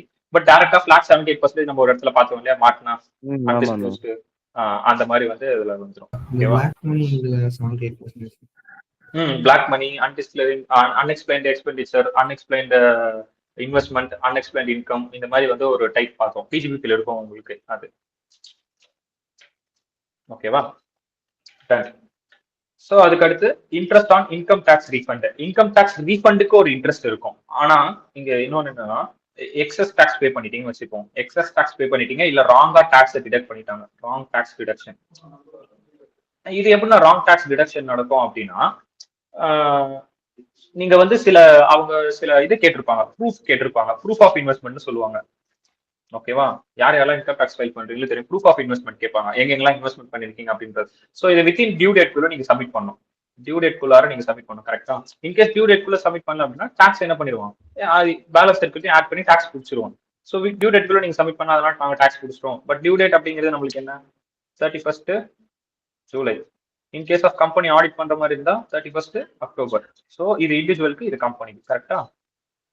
ஸோ இந்த 2 டேட்குள்ள நீங்க என்ன பண்ணிருக்கணும், உங்களோட ப்ரூஃப் ஆஃப் இன்வெஸ்ட்மெண்ட் நீங்க கொடுத்துருக்கணும், டியூ டேட் குள்ளார நீங்க பண்ணிருக்கணும். இன்கேஸ் நீங்க அதை பண்ணல அப்படின்னா நம்மளுக்கு பிலேட்டட் ரிட்டர்ன் ஃபைல் பண்ணலாம். ஃபைல் ஆஃப் ரிட்டர்ன் படிக்கிறீங்களா, படிக்க சொல்லியிருந்தேன் இல்லையா, அதை ஜஸ்ட் ஒரு கோ த்ரூ மட்டும் பண்ணிட்டே இருங்க அது தினமும் அப்படின்னு சொல்லியிருந்தேன் இல்லையா. ஸோ பிலேட்டட் ரிட்டர்ன் ஃபைல் பண்ணலாம். பிலேட்டட் ரிட்டர்ன் ஃபைல் பண்றதுக்கு வந்து நம்மளுக்கு 31st டிசம்பர் வரைக்கும் டைம் இருக்கு. 31st டிசம்பர் ஆர் பிஃபோரா, அதாவது நீங்க ஜூலைக்கு அப்புறம் நீங்க ஃபார் எக்ஸாம்பிள் இப்போ நான் வந்து நவம்பர் 21st பண்றேன், 21st நவம்பர் பண்றேன்னா which ever is earlier 21st November தான் பிலேட்டட் ரிட்டர்னுக்கான டைம் அப்படின்ற கணக்கு. ஆனா ஆல்மோஸ்ட் உங்களுக்கு 31st டிசம்பர் வரைக்கும் டைம் இருக்கு up to. So which ever is earlier கான்செப்ட்ல பிலேட்டட் ரிட்டர்ன் நீங்க ஃபைல் பண்ணிருக்கணும். இப்படி ஃபைல் பண்ணீங்க, பிலேட்டட் ரிட்டர்ன் ஃபைல் பண்ணிட்டு நீங்க ரீஃபண்ட் எடுக்கிறீங்க. ஓகேவா? டாக்ஸ் ரீஃபண்ட் எடுக்கிறீங்க அப்படின்னா இப்போ அவன் எத்தனை மாசம் எக்ஸ்ட்ரா டாக்ஸ் குடிச்சிட்டான், கிட்டத்தட்ட அவன் கையில ஒரு 3 மாசம் இல்ல 4 மாசமா இருக்கும். தென் அந்த 4 மந்த்ஸ்க்கு நீங்க ஒரு இன்ட்ரெஸ்ட் கால்குலேட் பண்ணி கேட்பீங்க. ஓகே இது ரீஃபண்ட் ஆகுது, உங்க கையில நான் வந்து இந்த ப்ரூஃப் ஆஃப் இன்வெஸ்ட்மெண்ட் நான் கொடுக்க மறந்துட்டேன் lessons some of the situation என்னால கொடுக்க முடியல, மறந்துட்டேன்னு சொன்னா கொடுக்க மாட்டானுங்க. ரீசனபிளா சொல்லணும் இல்லையா, நம்ம சொல்லக்கூடிய அந்த ஒரு என்னது ரீசனையும் வந்து ரீசனபிளா இருக்கணும். ஓகேவா? ஸோ அந்த ரீசன் வந்து what ever maybe some delay from my side based on my situation, என்னால அது கொடுக்க முடியல, என்னோட சர்க்கம்ஸ்டன்ஸ் கொஞ்சம் சரியில்லை, அதனால என்னால அதை சப்மிட் பண்ண முடியல வித்தின் டைம் இல்ல அப்படின்னு சொல்லி சம் ரீசன். ஓகே, ஸோ அப்படி சொல்றீங்க அப்படின்னா அதுக்காக நீங்க ஒரு இன்ட்ரெஸ்ட் ரிசீவ் பண்ணுவீங்க. அந்த ரீஃபண்டுக்கே ஒரு இன்ட்ரெஸ்ட் வரும் உங்களுக்கு. ஓகேவா? So that interest becomes under IFRS. But income tax refund itself not an income. Income tax refund ஆகுது இல்லையா, அது உங்களுக்கு இன்கம் கிடையாது. ஏன்னா நம்ம ஃபீஸிபிலிட்டி படிக்கும்போது பார்த்தோம், டாக்ஸ் நம்ம கட்டுறோம் அப்படின்னா நான் அது ஒரு எக்ஸ்பென்ஸ் சொல்லி என்னோட பிசினஸ் இன்கம்ல மைனஸ் பண்ணிக்க முடியாது அகைன். கரெக்டா? ஏன்னா நான் கால்குலேட் பண்றதே இன்கம் டாக்ஸ் கண்டுபிடிக்கிறதுக்கு தான். மறுபடியும் அதை நான் கொண்டு வந்து மைனஸ் பண்றதுல என்ன பிரயோஜனம் இருக்கு? அதே மாதிரி தான் ரீஃபண்டுக்கும். ரீஃபண்ட் அப்படிங்கிறது ஒரு இன்கம் கிடையாது. ஆல்ரெடி அது உங்களுக்கு ஒரு எக்ஸ்பென்ஸா இருந்திருக்கு. ஆல்ரெடி உங்க இன்கம் வச்சு தான் கால்குலேட் பண்ணி அதை நீங்க கட்டியிருக்கீங்க. அதுக்கப்புறம் மறுபடியும் அது ரீஃபண்ட் ஆகுது அப்படின்னா அதெல்லாம் நீங்க வந்து இன்கமா காட்ட வேண்டாம். இது ஒரு கேஸ் வித்தின் டியூ டேட் குள்ள பண்ணாம இருந்தா ரீஃபண்ட். அட்வான்ஸ் டாக்ஸ் இருக்கு இல்லையா, அட்வான்ஸ் டாக்ஸ் வந்து எப்படி கட்டுவோம், எஸ்டிமேட் பேஸ் பண்ணி கட்டுவோம். போன வருஷத்துக்கு நான் எவ்வளவு டாக்ஸ் கட்டியிருக்கேன் அப்படின்றத பேஸ் பண்ணி அட்வான்ஸ் டாக்ஸ் வந்து அடுத்து வரக்கூடிய அசஸ்மெண்ட் இயர்ல நம்ம வந்து கட்டிட்டே வருவோம். 3 மாசத்துக்கு ஒரு வாட்டி, which means July, September, December, March கட்டுவோம். அந்த மாதிரி ஏதாவது எக்ஸஸா பே பண்ணிருந்தோம். ஏன்னா நம்மளுக்கு டியூ டேட்டே 31st ஜூலை தான். 31st ஜூலைனா நம்ம மார்ச் 31st 100% கட்டிடுவோம். அப்போ இங்க தான் ரிட்டர்ன் ஃபைல் பண்ணுவோம். ரிட்டர்ன் இந்த டேட்குள்ள தான் ஃபைல் பண்ணுவோம். இப்படி ஃபைல் பண்ணும்போது நமக்கு தெரியும் அட்வான்ஸ் டாக்ஸ் வந்து நம்ம எக்ஸஸா கட்டியிருக்கோம். போன வருஷத்தை எஸ்டிமேட் பண்ணி தான் இப்ப கட்டணும். ஆனா இந்த வருஷம் அவ்வளவு பிசினஸ் இல்ல, நம்ம வந்து சில எக்ஸஸா கட்டிருக்கோம் அப்படின்னு நம்மளுக்கு தெரிஞ்சிடும். ஸோ அப்படி எக்ஸஸா கட்டியிருக்கோம் அப்படின்னும் போது தென் நம்ம ரிட்டர்ன் ஃபைல் பண்ணும்போது என்ன ஃபைல் பண்ணணும், இவ்வளவு நான் அட்வான்ஸ் டாக்ஸ் கட்டியிருக்கேன், இவ்வளவு எக்ஸஸா கட்டியிருக்கேன், எனக்கு இவ்வளவு ரீஃபண்ட் வரணும், இவ்வளவு நான் டிடிஎஸ் கட்டியிருக்கேன், டிடிஎஸ் நான் மைனஸ் பண்ணிட்டேன். ஸோ அந்த மாதிரி ரீஃபண்ட் உங்களால் எடுத்துக்க முடியும். ஸோ இதெல்லாம் அட்வான்ஸ் டாக்ஸ் படிக்கும்போது நீங்க பாப்பீங்க.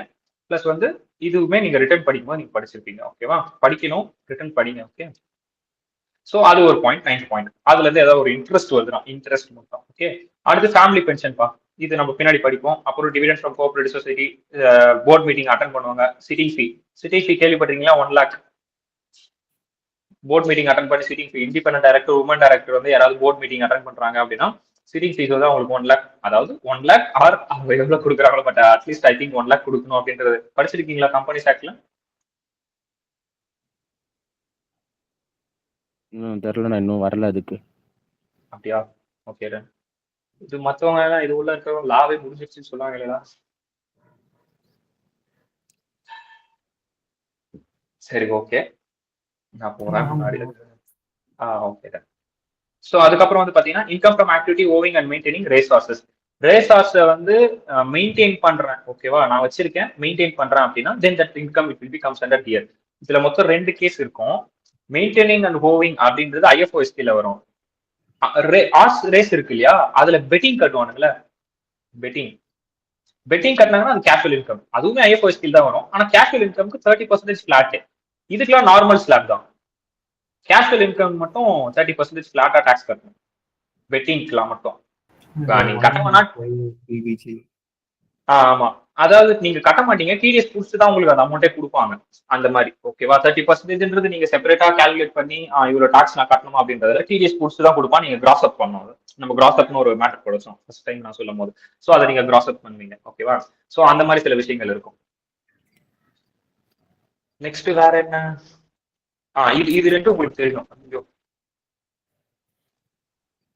என்னன்னா ஓவிங் அண்ட் மெயின்டைனிங் ஆர்ஸ் ரேஸ்னா என்ன, அதுக்கப்புறம் வந்து பாத்தீங்கன்னா பெட்டிங் கட்னா என்ன அப்படின்னு 2 செக்ரிகேட் பண்ணுங்க. ஏன்னா அது 2 குழப்பி விட்டுரும் உங்களை. ரேஸ் ஆர்ஸ் அப்படின்னு பாத்தீங்கன்னா ஆர்ஸ் ரேஸா, ஓகே, டேரக்டா பெட்டிங் கேஷுவல் இன்கம் அப்படின்னு போட்டுறக்கூடாது. நான் தான் அந்த மெயின்டைனே பண்றேன், அந்த ஆர்ஸ் நான் தான் வளர்த்து நான் தான் அந்த ரேஸ் ஓட்டுறேன் அப்படின்னும் போது அந்த ரேஸ் ஓட்டி நான் ஜெயிச்சு அதுல எனக்கு ஒரு இன்கம் வருது அப்படின்னா then that will be comes under IFOS. But அந்த ரேஸை பாக்குறானுங்களே வந்து வேடிக்கை பார்த்து அந்த ரேஸ்ல வந்து இந்த குதிரை ஜெயிக்கும் அந்த குதிரை ஜெயிக்கும் அது மாதிரி பெட்டிங் கட்டுறாங்க இல்லையா, then that will be comes under casual income. அது 2 உங்களுக்கு செக்ரிகேட் பண்ண தெரியும். அதுக்கு அடுத்து டாக்ஸபிள் பார்த்தா ரெண்டுமே ஐ மீன் கேஷுவல் இன்கம்னாலும் நம்ம எந்த ஹெட்ல நான் போடுவோம், அதுவும் ஐஎஃப்ஓஎஸ் தானேண்ணா? அதுவும் ஐஎஃப்ஓஎஸ் தான் போவோம். ஆனா அது செக்ஷன் இப்போ ஒன்று சொன்னார் பாத்தீங்களா ஸ்ரீஹரி, அந்த செக்ஷன் கண்டர்ல வரும் கேஷுவல் இன்கம் மட்டும். 105 பிபிஜி. ஓகேண்ணா. அந்த செக்ஷனுக்கு கீழே வந்து அந்த செக்ஷன்ல வந்து செப்பரேட்டா ஒரு ரூல் சொல்லியிருக்கு. இந்த செக்ஷனுக்கு கீழே வருது அப்படின்னா 30% இந்த செக்ஷனுக்காக, ஆனா அது நீங்க காட்ட வேண்டியது ஐஎஃப்ஓஎஸ்ல காமிச்சிக்கீங்க அப்படின்ற மாதிரி சொல்லுது அந்த செக்ஷன். ஓகேண்ணா.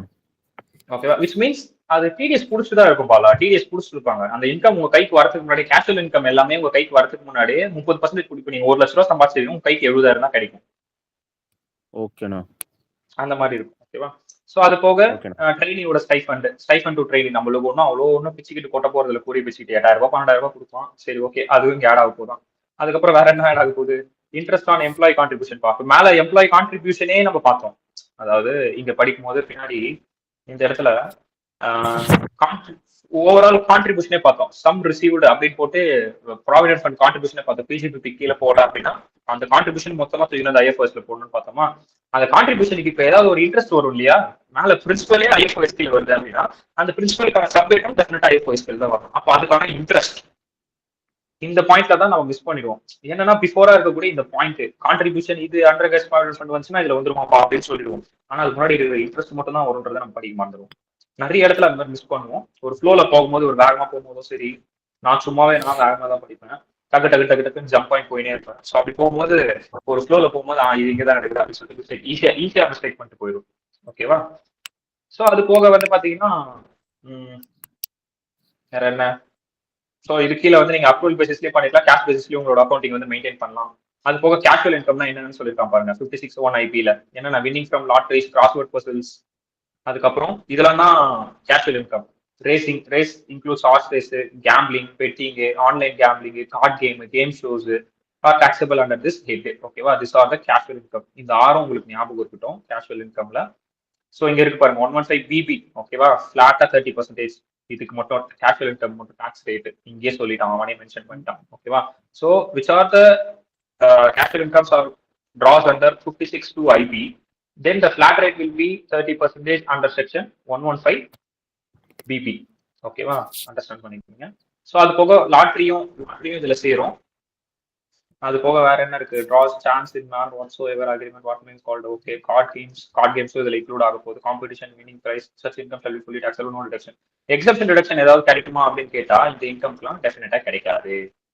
டிடக்ஷனும் கிடைக்காது, எக்ஸப்ஷனும் கிடைக்காது.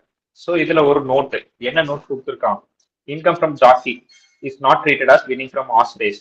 ஓகேவா, இன்கம் ஆஃப் ஜாக்கி அப்படிங்கிறது என்ன அப்படின்னா அந்த ரேஸை ஓட்டி நீங்க ஜெயிக்கிறது. ஓகே, அதுதான் அந்த இன்கம் இருக்கு அப்படின்னா ஹார்ஸ் ரேஸ்ல வின் பண்ணல வராது.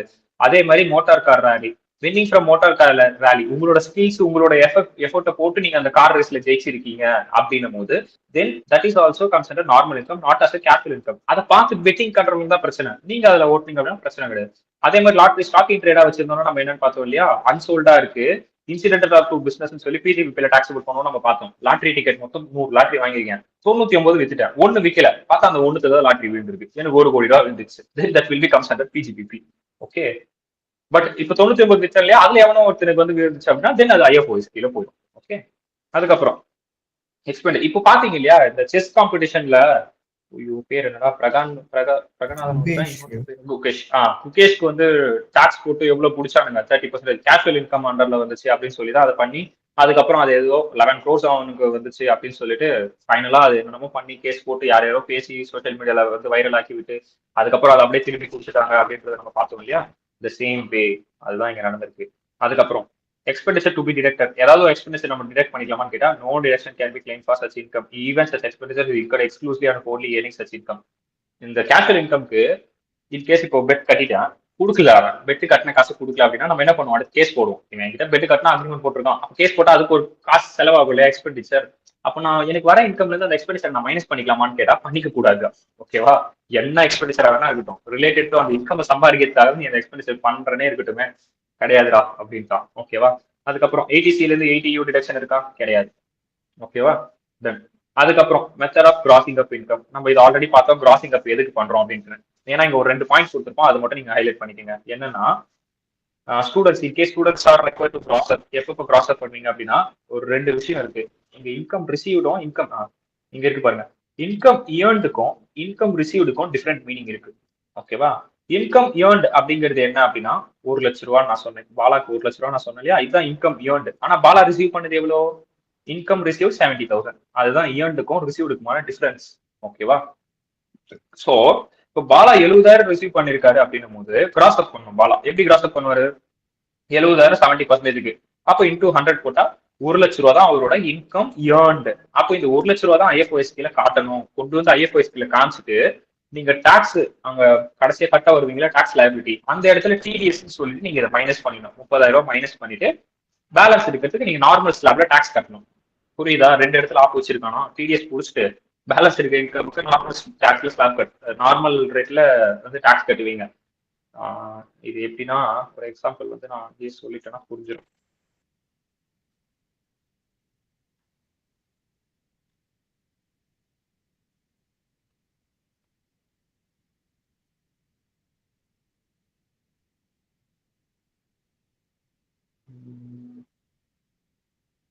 ஏதோ ஒரு சம்பவம் தான், செல்ஃப் அசஸ்மெண்ட்.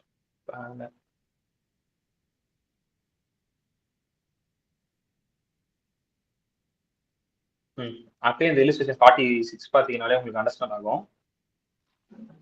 நார்மலா இதை எடுத்துக்கோங்க, ஒன்றும் பிரச்சனை இல்லை. இந்த செக்ஷன்ல ஞாபகம் வச்சுக்கோங்கன்னா நீங்க இன்ட்ரெஸ்ட் பே பண்ணிருக்கீங்க இன்கம் டேக்ஸ் அத்தாரிட்டிக்கு, அதை மட்டும் ஞாபகம் வச்சுக்கோங்க, அவ்வளவுதான்.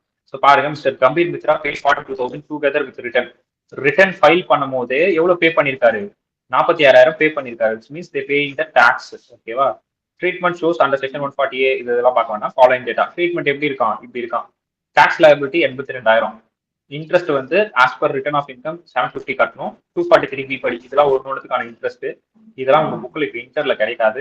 நீங்க எப்படி பார்த்தாலும் இன்டர்ல கிடைக்காதுன்னா சிலதுக்கு இருக்கும், சிலதுக்கு இருக்காது. ஓகேவா? ஃபைனல் லெவலில் தான் இருக்கும் 234 எல்லாமே.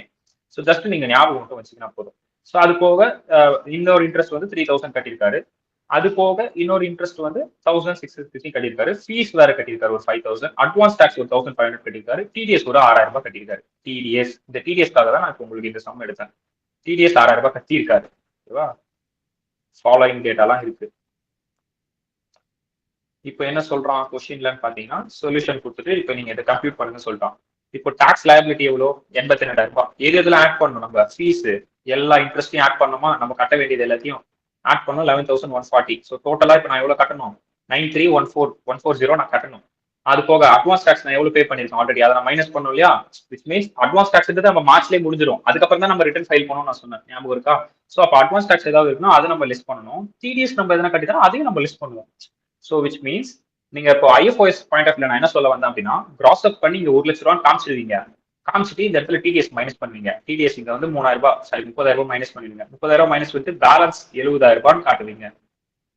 Which means in income point of view, in this income point of view எப்பா மறுபடியும் தப்பா இருக்கு. என்ன நடந்திருக்கு அப்படின்னா,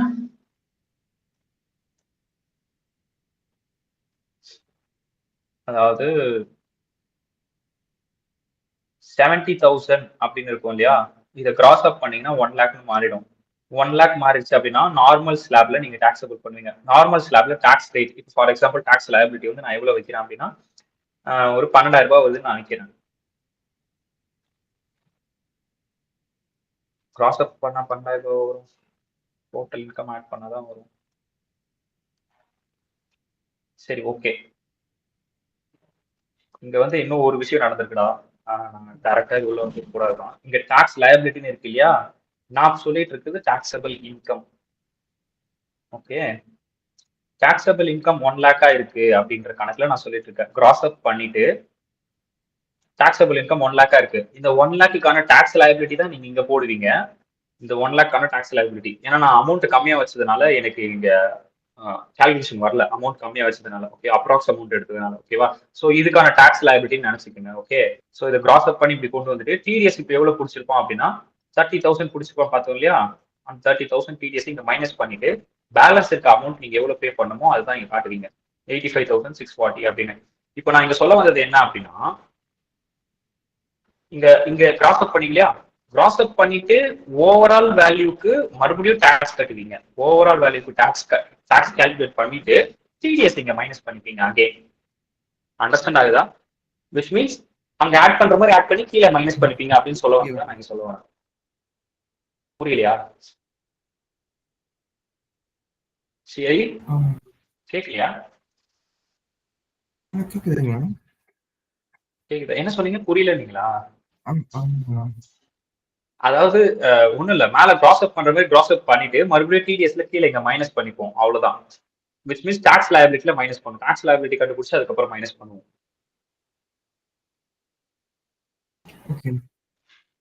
நத்திங். இருங்க நான் சொல்றேன், ஒரு நிமிஷம். 0 இன்டு அதாவது இப்போ இங்க கிராஸ் அப் பண்ணும்போது மறுபடியும் இங்க 30,000 ரூபாய் கிராஸ் அப் பண்ணி இங்க ஏத்தி காமிச்சுமா?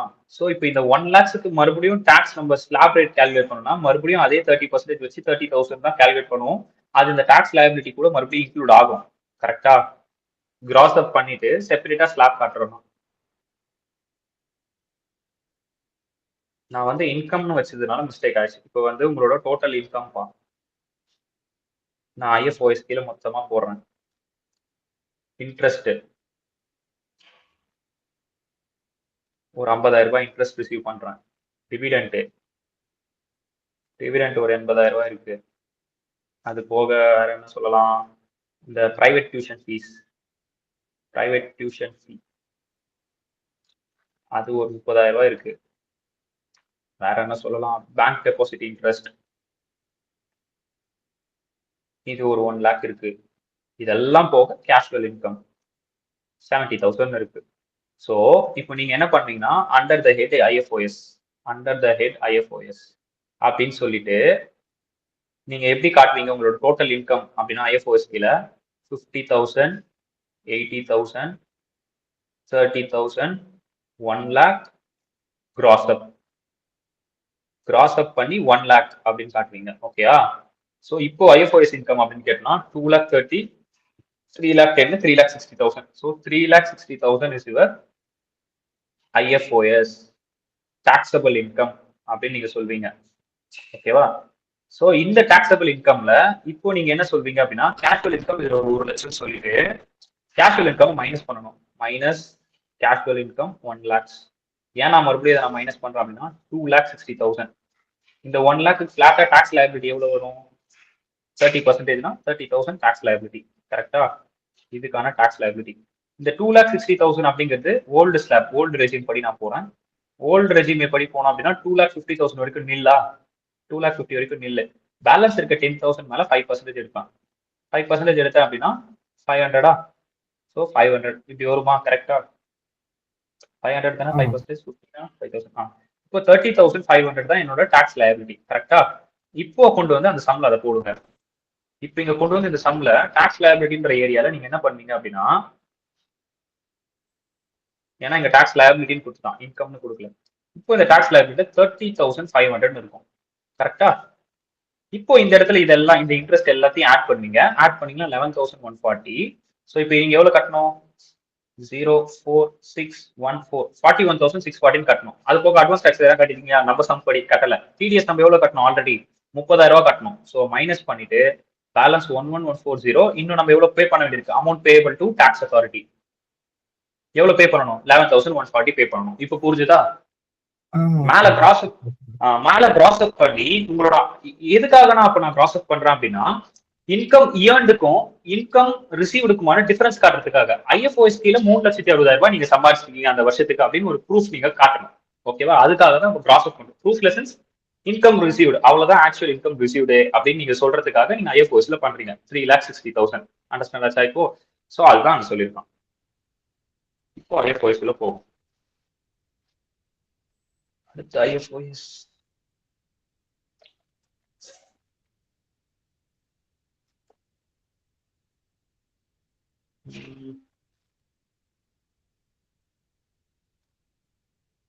ஓகே. ஸோ இதுதான் கிராஸ் அப். ஸோ மொத்தமா ஜஸ்ட் வந்து ஒரு கோத்ரூ பண்ணினாலே கிராஸ் அப் வந்து உங்களுக்கு புரிஞ்சிடும். ஸோ இதுல வந்து பாத்தீங்கன்னா tax need not deducted, need not gross up. எப்போனா 10,000 ரூபாய்க்கு கீழே இருக்குன்னா 10,000 வந்து ஒரு லிமிட் கொடுத்துருப்பான். இப்போ அந்த லிமிட்டையும் எடுத்துட்டானுங்க. ஆன்லைன் லிமிட் வந்து எதுக்கு மட்டும் எடுத்திருக்காங்கன்னா அந்த ஆன்லைன் கேம்ல இருந்தா சம்பாதிச்சீங்க அப்படின்னா இந்த ட்ரீம் 11, ரம்மி சர்க்கிள் இதெல்லாம் வாங்குறீங்க அப்படின்னா இந்த 10,000 தூக்கிட்டான். ஏன்னா 10,000 வரைக்கும் லிமிட் கொடுத்துருந்தான் கேஷுவல் இன்கம் ப்ரீவியஸா. இப்போ அமெண்ட்மெண்ட் ஆயிட்டு அந்த 10,000 தூக்கிட்டான். எதுக்கு மட்டும்? இந்த ஆன்லைன் ரிலேட்டடா இருக்க விஷயத்துக்கு மட்டும்.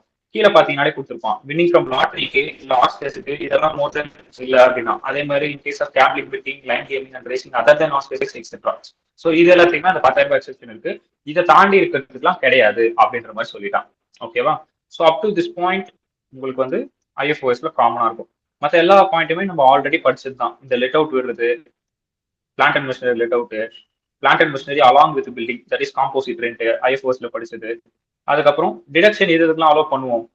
ஏதாவது இந்த 5621 5621க்கும் 5623க்கும் 5623க்கும் இது ரெண்டுத்துக்கும் சேர்த்து நாங்க என்னென்ன டிடக்ஷன் தருவோம்? Current repairs. நான் சொன்னேன்ல பில்டிங் கிராக் விட்டுருக்கு, கிராக் விட்டதை மட்டும் அடிச்சேன் அப்படின்னா then that will consider current repairs. So அந்த மாதிரியான ரிப்பேர்ஸ் எதனா இருக்கு அப்படின்னா insurance premium, depreciation, revenue expenditure. So இவன் இங்கே சொல்லிட்டான் கேபிட்டல் எக்ஸ்பெண்டிச்சர் இல்ல அப்படின்னு அவன் சொல்லிட்டான். இது ரெண்டுத்தையும் சொல்ற செக்ஷன் தான் 5723 அப்படின்னு சொல்றோம். 2 and 3, 57, 2 and 3.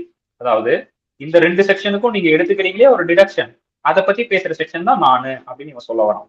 ஓகேவா? ஜஸ்ட் ஒரு கோத்ரூ பண்ணுங்க. கோத்ரூ பண்ணாலே உங்களுக்கு அண்டர்ஸ்டாண்ட் ஆகும். எது எந்தெந்த ஹெட்ல வரல, பிஜிபிபில வரல அப்படின்னா ஐஎஃப்ஓஎஸ்ல வரப்போகுது, ஹவுஸ் ப்ராஃபிட்ல வரல அப்படின்னா ஐஎஃப்ஓஎஸ்ல வரப்போகுது அப்படின்றத மேல கொடுத்துருக்கோம். ஓகேவா? ஸோ அடுத்த point family pension. So before going that we are going to our PPT. இப்போ பிபிடி பார்த்தீங்கன்னா உங்களுக்கு எல்லாமே அசால்ட்டா அண்டர்ஸ்டாண்ட் ஆகிட்டே இருக்கும். டக்கு டக்கு டக்குன்னு முடியும். Okay. Income from other section 56 to 58. ஓகேவா? நம்ம வந்து அங்க எழுதணும். ஃபர்ஸ்ட் பேசிக்ஸ்ல வந்து ஒரு 5 ஹெட் எழுதி போட்டு 5 ஹெட்ல வந்து கேபிட்டல் கெயின் ஞாபகம் வச்சுக்கோங்க. 44 இருந்து 55 வரைக்கும் கேபிட்டல் கெயின். அப்போ 55க்கு அப்புறம் 56 இருக்கும் போது அதுல 58 இருக்கு ஐஎஃப்ஓஎஸ். அப்படியே ரிவர்ஸ்ல போகலாம். ரிவர்ஸ்ல போனோம் அப்படின்னா பிஜிபிபி 28ல ஸ்டார்ட் ஆகும். 28ல இருந்து 44 வரைக்கும் பிஜிபிபி. மறுபடியும் அப்படியே ரிவர்ஸ்ல போகலாம். 27 முடியுது. இது ஹவுஸ் ப்ராப்பர்ட்டினா 27 முடிஞ்சா 22 வந்து ஸ்டார்டிங், 22 27 ஹவுஸ் ப்ராப்பர்ட்டி. சேலரிக்கு மட்டும் கேப் இருக்கும், 15 to 17 சேலரி செக்ஷன் அப்படின்னு நான் சொன்னேன் இல்லையா? ஞாபகம் இருக்கா? இதெல்லாம் தான் இம்பார்ட்டன்ட். ஏன் இது இம்பார்ட்டன்ட்னா அவங்க கொஸ்டின்ல கொடுக்கும்போது அந்த செக்ஷன் என்ன அப்படின்னு தெரியும். சொல்லுங்க ஸ்ரீஹரி. Okay, good. அடுத்து இப்போ நம்ம என்னென்ன பார்த்தோம் அப்படின்னு பாத்தீங்கன்னா, இன்ட்ரெஸ்ட் ஆன் செக்யூரிட்டிஸ் பார்த்தோம். If security sale stock in trade then interest taxable under PGBP, which means இப்போ இன்ட்ரெஸ்ட் வந்து காமனா வந்து பாத்தீங்கன்னா ஐஎஃப்ஓஎஸ்ல வரும் நம்ம பார்த்தோம். இன்கேஸ் அது ஸ்டாக் இன் ட்ரேடா வச்சிருக்கோம், நம்ம பிஜிபிபில பிசினஸே வந்து செக்யூரிட்டியை வந்து வாங்கி விற்கிறது தான் நம்மளோட பிசினஸே அப்படின்னும் போது, ஸ்டாக் இன் ட்ரேடா வச்சிருக்கோம் அப்படின்னும் போது then that interest comes under PGBP. இது ஒரு பாயிண்ட். ஓகேவா? உங்களுக்கு புரியுதா ஏன் இந்த பாயிண்ட் வந்துச்சுன்னு? இப்போ இன்ட்ரெஸ்ட் ஆன் செக்யூரிட்டிஸ்ல நான் இப்போ ஷேர்ஸ் இன்ட்ரெஸ்ட் வர டிபெஞ்சர் எடுத்துக்கிறேன். டிபெஞ்சரை வந்து வாங்கி விற்கிறதா என்னோட வேலையே அப்படின்னும் போது, வாங்கி விற்கிறதா என்னோட வேலைன்னா என்னோட ஸ்டாக் இன் ட்ரேடே அதுதான். டிபெஞ்சர் தான் எனக்கு பேஸே. அப்போ எனக்கு பேஸே அதுதானா என்னோட ப்ராஃபிட் என்னவா இருக்கும்? என் பிசினஸ்க்கான ப்ராஃபிட் அப்போ என்னவா இருக்கும்? இன்ட்ரெஸ்டா தான் இருக்கும். அப்போ அது பிஜிபிபி கீழ தான் வரும். அதுதான் சொல்ல வர பாயிண்ட். ஓகேவா? செக்ஷன் 2 அந்த மாதிரிலாம் இருக்கிறபோது அதுக்கு வந்து இதுக்கு இன்வெஸ்ட்மெண்ட் மாதிரி பண்றவங்களுக்கு ஐஎஃப்ஓஎஸ் கீழ போயிடும். இப்போ அதேதான் ஒரு தொழிலா பண்ற கம்பெனி, அதே வந்து ஒரு கம்பெனியா வச்சு அப்படி போறவங்களுக்கு பிஜிபி குள்ள போயிடும் சொல்றீங்க? அப்படி பண்றவங்களுக்கு பிஜிபி கீழ போயிடும். ஆமா, ஓகேவா? சோ அது போக செக்யூரிட்டிஸ்ல எதெல்லாம் இன்க்ளூட் ஆகுது? டெப்ட் security, equity, derivative securities, hybrid securities. Hybrid செக்யூரிட்டிஸ்னா ரெண்டும் சேர்ந்தது, விச் மீன்ஸ் டெரிவேட்டிவ் ஈக்விட்டியா இருக்கலாம், இல்ல டெப்ட் ஈக்விட்டியா இருக்கலாம். ஸோ இதெல்லாம் தான் ஹைபிரிட் செக்யூரிட்டிஸ். ஸோ செக்யூரிட்டிஸ் வந்து ஒரு 4 இருக்கு: டெப்ட், ஈக்விட்டி, டெரிவேட்டிவ். இந்த டெரிவேட்டிவ்ன்றது என்னன்னு தெரியும் இல்லையா? நான் வந்து போர்ட்ஃபோலியோன்னு ஒன்று ஃபினான்ஷியல் மேனேஜ்மெண்ட் படிக்கும் பார்த்தோம். 10 கம்பெனி ஏறும், 10 கம்பெனி இறங்கும். அப்படி இருக்குதுன்னா டெரிவேட் ஆகிட்டே இருக்கும், மேல கீழே டெரிவேஷன் ஆகிட்டே இருக்கும். நம்ம படிச்சோம் இல்லையா? பீட்டா, சிஸ்டமேட்டிக் ரிஸ்க், அன்சிஸ்டமேட்டிக் ரிஸ்க்லாம் கால்குலேஷன் பண்ணுவேன், ஞாபகம் இருக்கா? பீட்டா வச்சு. ஸோ இப்போ ஃபார் எக்ஸாம்பிள் கோவிட் வந்துச்சு. கோவிட் டைம்ல வந்து பாராமெடிக்கல் இண்டஸ்ட்ரீஸ் மட்டும் நிறைய ஹை பீக்ல போச்சு, மற்ற இண்டஸ்ட்ரீஸ்ல கம்மியாச்சு. வார் நடக்கும்போது எல்லா கம்பெனியும் டவுன் ஆயிடும். Unsystematic risk. சிஸ்டமேட்டிக் ரிஸ்க்னா நம்மளால டிவியேட் பண்ண முடியும், அன்சிஸ்டமேட்டிக் ரிஸ்க் டிவியேட் பண்ண முடியாது. ஞாபகம் இருக்கா இதெல்லாம்? ஸோ அதெல்லாம் தான் வந்து பார்த்தீங்கன்னா இந்த டெரிவேட்டிவ் செக்யூரிட்டிஸ். அது பக்கம் ஹைபிரிட்னா ரெண்டும் சேர்ந்தாப்புல இருக்குது, வாட் எவர் அவங்க எது சொல்றாங்க. ஸோ இந்த மாதிரி இருக்குன்னா ஒன்லி இன்ட்ரெஸ்ட் மட்டும் தான் நீங்க டாக்ஸ் அவுட் பண்ணுவீங்க. Stock in trade means business, so it's comes under PG. Stock in ட்ரேட்னா பிசினஸ், அது பிஜிபி கீழ வரும் அப்படின்னு நான் ஒரு பிபிடிக்கு ஒரு எக்ஸாம்பிள் நான் படிக்கும் போது. ஓகேவா? So for example interest received, interest income earned, tax deducted source. Tax எவ்வளவு டிடக்ட் பண்ணுவாங்க? 10% டிடக்ட் பண்ணிடுவாங்க. தென் இங்கேயும் நீங்க கிராஸ் அப் பண்ணி தான் காமிக்கணும் உங்களோட இன்ட்ரெஸ்ட் இன்கம். இன்ட்ரெஸ்ட் கொடுக்குறான் அப்படின்னா அவனுமே டிடிஎஸ் குடிச்சுட்டு தான் கொடுப்பான். இந்த 10 7.5 ஏன்னா 10 தான் ஆக்சுவல், இப்போ 10 தான் இருக்கு. 7.5ன்றது 2019-20 மட்டும் கொடுத்துருப்பாங்க. ஏன்னா இப்போ வந்து கோவிட் வந்ததுனால ஒரு இது ஒன்று சர்க்குலேட் பண்ணிருப்பாங்க. என்னன்னா அது என்னது, ஒரு சர்க்குலர் ஒன்று கொடுத்துட்டு அவன் என்ன பண்ணிருப்பான், 10 கட்டுறியா 7.5 கட்டினா போதும் இந்த வருஷத்துக்கு மட்டும் அப்படின்ற மாதிரி சொல்லியிருப்பான். உங்களோட டிடிஎஸ் எடுத்து பார்த்தீங்கன்னா தெரியும். டிடிஎஸ் எல்லாம் டைம் ரெடிவேஸ் பண்ணாதீங்க, நான் ஒரு நோட் மாதிரி தரேன், அது நீங்க அது மட்டும் படிச்சாலே போதும். ஓகேவா? ஏன்னா டிடிஎஸ் வளன்னு இருக்கும். அட்வான்ஸ் டாக்ஸ் இதான டிடிஎஸ். இதுல எங்கன்னா ரேட் கம்மி பண்ண நான் எங்கன்னா சொல்லியிருக்கானா? 20 இருக்கு, அதர் பே 5, 1 2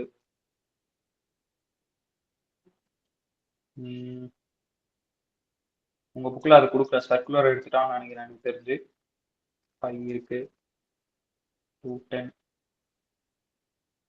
ரேட்டு 10, 13, 10. ஓகே, சர்க்குலர் எடுத்துட்டு இருக்கான் அவன். எக்ஸாக்டா இந்த ரேட் தான் கொடுத்துருக்கான். இப்போ உங்க புக்ல இருக்கிறது எல்லாமே இந்த ரேட் தான். எக்ஸாக்டா 10னா 10 மட்டும் தான் கொடுத்துருக்கான், இந்த 7.5 கொடுக்கல. அப்போ இது இரலவெண்ட் தான் உங்களுக்கு. பேசிக்கலி இதை வந்து ஒரு சர்க்குலர் கொடுத்துருந்தான், அந்த வருஷத்துல வந்தா மட்டும் 7.5னா அது உங்களுக்கு தேவைப்படல. ஸோ டிடிஎஸ் புடிச்சு தரான் அப்படின்னா 10,000 ரூபாய் உங்களோட 1 லட்ச ரூபா உங்களோட 10 லட்ச ரூபா உங்களோட இன்கமா இருக்கு அப்படின்னா தென் இதுக்கு வந்து 10% டிடிஎஸ் குடிப்பான். டிடிஎஸ் குடிச்சோன்னா 1 lakh குடிச்சிட்டு 9 lakh கொடுப்பான் உங்க கையில. கரெக்டா? ஸோ 9 lakh தான் உங்களோட இன்ட்ரெஸ்ட் இன்கம். ஸோ நீங்க என்ன பண்ணணும்னா கிராஸ் அப் பண்ணி காமிக்கணும் உங்களோட interest income divide by 10 into 100 அப்படின்னு கிராஸ் அப் பண்ணி காட்டணும். எங்கெல்லாம் டிடிஎஸ் குடிக்கிறானோ அங்கெல்லாம் நீங்க வந்து கிராஸ் அப் பண்ணணும்பா. அவ்வளவுதான் கான்செப்ட். ஸோ அதை வந்து சொல்லியிருக்காங்க. So this is relating to your interest on security. அடுத்து grossing up provision will apply. TDS எங்கெல்லாம் குடிக்கிறோம் கிராசிங் அப் அப்ளிகபிள் ஆகும். Rent from letting out plant machinery furniture 56 to furniture plant machinery. So இதெல்லாம் இது தனியா இப்போ பிளான்ட் மட்டும் தனியா கொடுக்குறான் அப்படின்னா then that will be consider normal rent. Machinery இது மூணுத்தையும் சேர்த்து கொடுக்குறான் அப்படின்னா இப்போ மூணுத்தையும் சேர்த்து கொடுக்கும்போது இது காம்போசிட் ரெண்டா மாறிடும். நார்மல் ரெண்ட்ல இருந்து காம்போசிட் ரெண்டா மாறிடும். விச் மீன்ஸ் எல்லாமே ஒட்டுக்கா தரான் இல்லையா. ஸோ அந்த மாதிரி கொடுக்கும்போது generally letting out of building comes under house property. But there is an inseparable of letting out. இப்போ இன்செப்பரபிளா இருக்கு இல்லையா, லெட்டிங் அவுட் செப்பரபிள் பண்ண முடியல, இன்செப்பரபிளா இருக்குன்னா then so it's tax on PGBP. In case it's not tax under the head, in case PGBP ல taxable ஆகல அப்படின்னா then அது எங்க வரணும், IFRS கீழ வரணும். இப்போ உங்களால செப்பரபிள் பண்ண முடியுது அப்படின்னா தனித்தனியா செப்பரேட் பண்ணி income from house property, income under PGBP இப்படி நீங்க சொல்லிடலாம். இன்கேஸ் இன்செப்பரபிளா இருக்கு, பண்ண முடியல, இன்செப்பரபிளா இருக்கு அப்படின்னா then it comes under IFRS. Okay, so அவ்வளோதான். அதுக்கு அடுத்து dividend on shares. Dividend on shares அப்படின்னும் போது நான் டிவிடெண்ட் பத்தி ஆல்ரெடி பேசியிருந்தேன். ஸோ அதே தான் இங்க நடக்க போகுது. இதுல வந்து பிபிடி வந்து ஒர்க் ஆகலையா, சரி ஓகே. ஸோ இப்போ டிவிடெண்ட் தராங்க. டாக்ஸபிள் டிவிடெண்ட் ஒன்று இருக்கு, எக்ஸம்ப்டட் டிவிடெண்ட் ஒன்று இருக்கு. பட் இப்போ எக்ஸம்ப்டட் டிவிடெண்ட்ன்றதும் எடுத்துட்டான். ஓகேவா, இதுவுமே டாக்ஸபிள் இந்த ஹேண்ட்ஸ் ஆஃப் ஷேர் ஹோல்டர்ஸ் இப்போ சொல்லிட்டான். அமெண்ட்மெண்ட் ஆச்சு. அதுக்கு முன்னாடி ஒரு ப்ரொவிஷன் இருந்துச்சு. என்னன்னா டொமஸ்டிக் கம்பெனிஸ் வந்து டாக்ஸ் பிடிச்சிட்டு தான் டிவிடெண்டே கொடுக்கும். டாக்ஸ் பிடிச்சிட்டு டிவிடெண்ட் கொடுக்கறதுனால ஷேர் ஹோல்டர்ஸ் கையில எக்ஸம்ப்டட். எப்படி நான் அது எனக்கு புரியல இந்த கான்செப்ட் அப்படின்னா, இப்போ பார்ட்னர்ஷிப் ஃபார்ம் நம்ம பார்த்தோம் கரெக்டா. பார்ட்னர்ஷிப் ஃபார்ம்ல வந்து என்னாச்சு, ப்ராஃபிட்டை வந்து அது பிரிச்சு கொடுக்கும். இங்க டிவிடெண்டும் ப்ராஃபிட் தானே, ப்ராஃபிட்ல இருந்து தான் டிவிடெண்ட் தராங்க. பார்ட்னர்ஷிப் ஃபார்ம் என்ன பண்ணணும்னா இந்த ப்ராஃபிட்டை பிரிச்சு கொடுக்கும். யாருக்குன்னா பார்ட்னர்ஸ்க்கு. பார்ட்னர்ஸ்க்கு பிரிச்சு கொடுக்குது அப்படின்னா ஆல்ரெடி இந்த ப்ராஃபிட்டுக்கு வந்து இப்போ ஃபேம் இருக்கு அப்படின்னா ஆல்ரெடி இது வந்து டாக்ஸ் பே பண்ணிருக்கோம் ஃபேம். ஸோ அதனால பார்ட்னர்ஸ் கையில அது எக்ஸாம்பிள் நம்ம பார்த்தோம் இல்லையா. அதே கான்செப்ட் தான் இங்க முன்ன இருந்துச்சு. டொமஸ்டிக் கம்பெனில இருந்தோ இல்ல யூடிஐ இல்ல மியூச்சுவல் ஃபண்ட்ஸ்ல இருந்தோ நம்ம ஏதாவது டிவிடெண்ட் ரிசீவ் பண்ணிருந்தோம்னா அது என்னது நம்மளுக்கு எக்ஸாம்பிள்னு இருந்துச்சு. பட் இப்போ அமெண்ட்மெண்ட்டை கொண்டு வந்து என்ன பண்ணிட்டான்னா கம்பெனி அதுக்கு டாக்ஸ் கட்ட வேண்டாம், அந்த ஷேர் ஹோல்டர்ஸ் அதுக்கு டாக்ஸ் கட்டணும் அப்படின்ற மாதிரி ஒரு அமெண்ட்மெண்ட் போட்டான். இதுக்கு முன்னாடி 10% சம்திங் தான் இருந்துச்சு. இப்போ எவ்வளவு இருக்குன்னு தெரியல.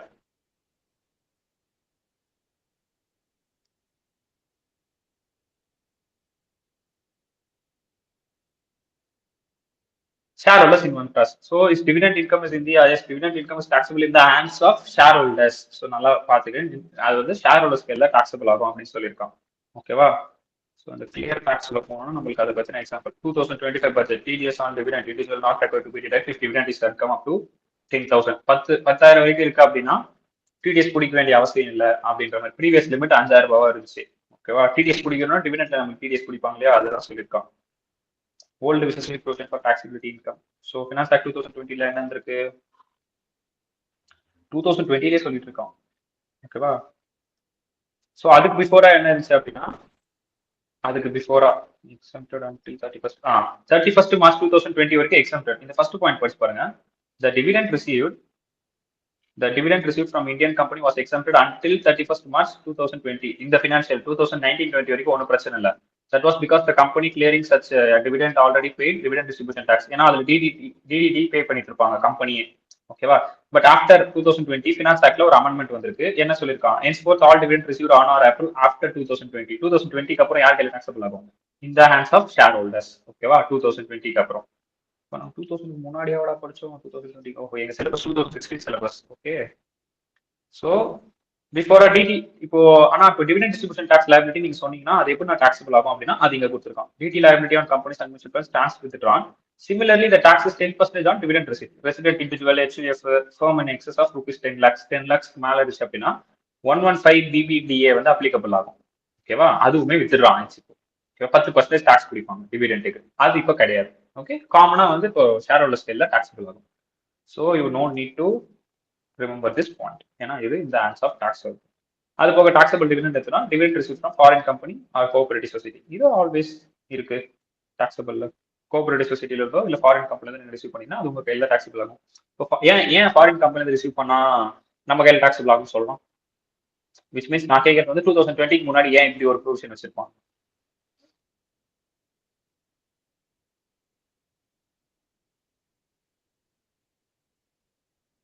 ஏன்னா ஃபாரின் கம்பெனி டிடிஎஸ் கண்டுபிடிச்சு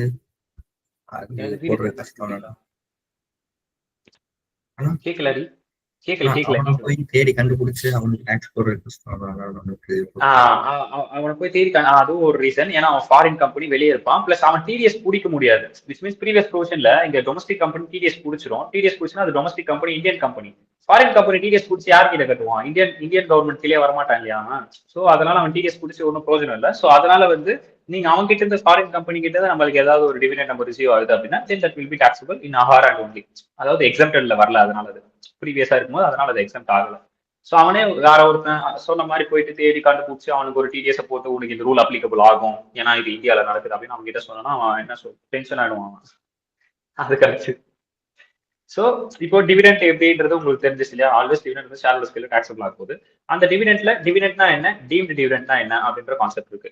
222A அது எதை பத்தி பேசுது அப்படின்னா any distribution of all or any part of the asset by the company is shareholders. So liquidation டைம்ல தான் வந்து கம்பெனி வந்து அசெட்டை கொடுக்குமான்னு கேட்டால் கிடையாது. நார்மலாவே ஏதாவது ஒரு அசெட்டை ஷேர் ஹோல்டர்ஸ் கொடுக்குது அப்படின்னும் போது ஏதாவது ஒரு பார்ட்லயோ இல்ல எல்லா அசெட்டையோ இல்ல பார்ட் ஆஃப் த அசெட்டையோ வந்து கொடுக்குது அப்படின்னா then that will be considered deemed dividend. அது டிவிடெண்ட் தான், அசெட் இல்லை அப்படின்னு நீங்க சொல்லிடுவீங்க. ஓகேவா? 222A அதை பத்தி பேசுது. அதுக்கடுத்து 222B என்ன சொல்லுது? டிஸ்ட்ரிபியூஷன் ஆஃப் டிபெஞ்சர்ஸ் இல்ல debenture stock or deposit certificate டிசின்னு சொல்லுவோம் டு ஷேர் ஹோல்டர்ஸ். ஷேர் ஹோல்டர்ஸ்க்கு இதெல்லாம் கொடுக்குது, டிபெஞ்சர்ஸ் கொடுக்குது, இல்ல டிபெஞ்சர் ஸ்டாக்ஸ் கொடுக்குது, இல்ல டிசியை கொடுக்குது, இல்ல ஈக்விட்டி ப்ரிஃபரன்ஸ். அதாவது ஷேர் ஹோல்டர்ஸ்னா யாருன்னா equity share holders, preference share holders. இவங்க ரெண்டு பேருக்கு இங்க இருக்கக்கூடிய விஷயங்கள்லாம் கொடுக்குது அப்படின்னா then this also consider deemed dividend. இதுவுமே டீம்டு டிவிடெண்ட் தான், நார்மலா டிவிடெண்ட் கிடையாது. அதுக்கப்புறம் distribution of bonus shares to is preference share holders is deemed dividend. Preference share ஹோல்டர்ஸ்க்கு போனஸ் கொடுக்குறீங்க, போனஸ் ஷேர்ஸ் கொடுக்குறீங்க அப்படின்னா அது டீம்டு டிவிடெண்ட் தான். பட் நார்மலா ஷேர் ஹோல்டர்ஸ் இருக்காங்களே ஈக்விட்டி ஷேர் ஹோல்டர்ஸ் கொடுத்தீங்கன்னா நாட் ஏ டீம்டு டிவிடெண்ட் தான். ஓகேவா? அப்போ bonus to preference share holders deemed dividend, bonus to normal share holders is considered as a normal dividend, not a deemed dividend. ஓகேவா? Understand sir? It's considered as a bonus only. போனஸா தான் அது consider பண்ணுவோம், deemed dividend. ஏன்னா preference share holders already ப்ரிஃபரபிளா தான் இருக்கு. ப்ரிஃபரபிள்னா dividend நம்ம கொடுக்கணுன்றது preferable தான். அடிஷனலா அதையும் மீறி நம்ம போனஸ் கொடுக்கலாம், ஏன் ஒய் கொஸ்டின் மார்க் ரைஸ் ஆகுது இல்லையா? So that's the reason.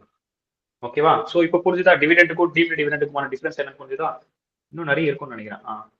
222C liquidation டைம்ல நீங்க ஏதாவது டிஸ்ட்ரிபியூட் பண்றீங்கன்னா 222D வந்து any distribution to share holders by company on its reduction of is capital. சில கம்பெனி வந்து அதோட கேபிட்டலை ரிடியூஸ் பண்ணணுன்றதுக்காக என்ன பண்ணணும்னா பைபேக் பண்ணும் ஷேர்ஸ் வந்து பைபேக் பண்ணும், அதோட லயபிலிட்டி வந்து கம்மி பண்ணும் அப்படின்றதுக்காக.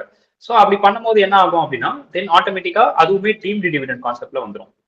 பைபேக்னா ஒரு அமௌண்ட் கொடுக்குது இல்லையா ஷேர் ஹோல்டர்ஸ் கிட்ட இருந்து வாங்கிட்டு, then that's also comes under deemed dividend. பைபேக்னு எக்ஸாக்டா சொல்ல முடியாது, but they decided to reduce their capital. அவங்க டிசைட் பண்ணிட்டாங்க கேபிட்டல் ரிடியூஸ் பண்ணணும். ஆப்வியஸா திரும்ப அந்த கேபிட்டல்லாம் காசு கொடுத்துட்டு மறுபடியும் அவங்க கொடுத்துருக்கக்கூடிய அந்த ஷேர் செக்யூரிட்டிஸ்லாம் வாங்கணும் இல்லையா? ஸோ அந்த மாதிரி வாங்கும் போது ஆட்டோமேட்டிக்கா அது ரிடியூஸ் ஆகும். ஸோ அந்த சுச்சுவேஷன்ல என்ன சொல்லிட்டான், that will be comes under deemed dividend அப்படின்னு சொல்லிட்டான். அடுத்து இதுக்கு வந்து சில கேப் லிமிட் வச்சிருக்கான். இந்த 1150 இப்போ இல்ல. Company shall pay distribution dividend tax on such deemed dividend. Deemed டிவிடெண்டா இருக்கு அப்படின்னா 15% வந்து கம்பெனி டாக்ஸ் கட்டணும் அப்படின்ற மாதிரி இருந்துச்சு. இன்னமும் இருக்கா? 1150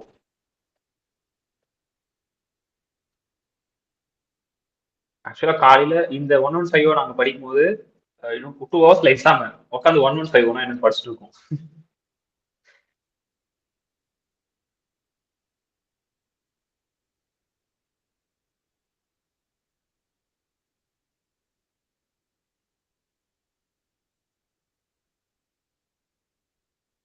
$150 is applicable, I think so. On dividends, they came out that dividends in company must pay additional tax 15,000 on dividends. They came out from April 2000.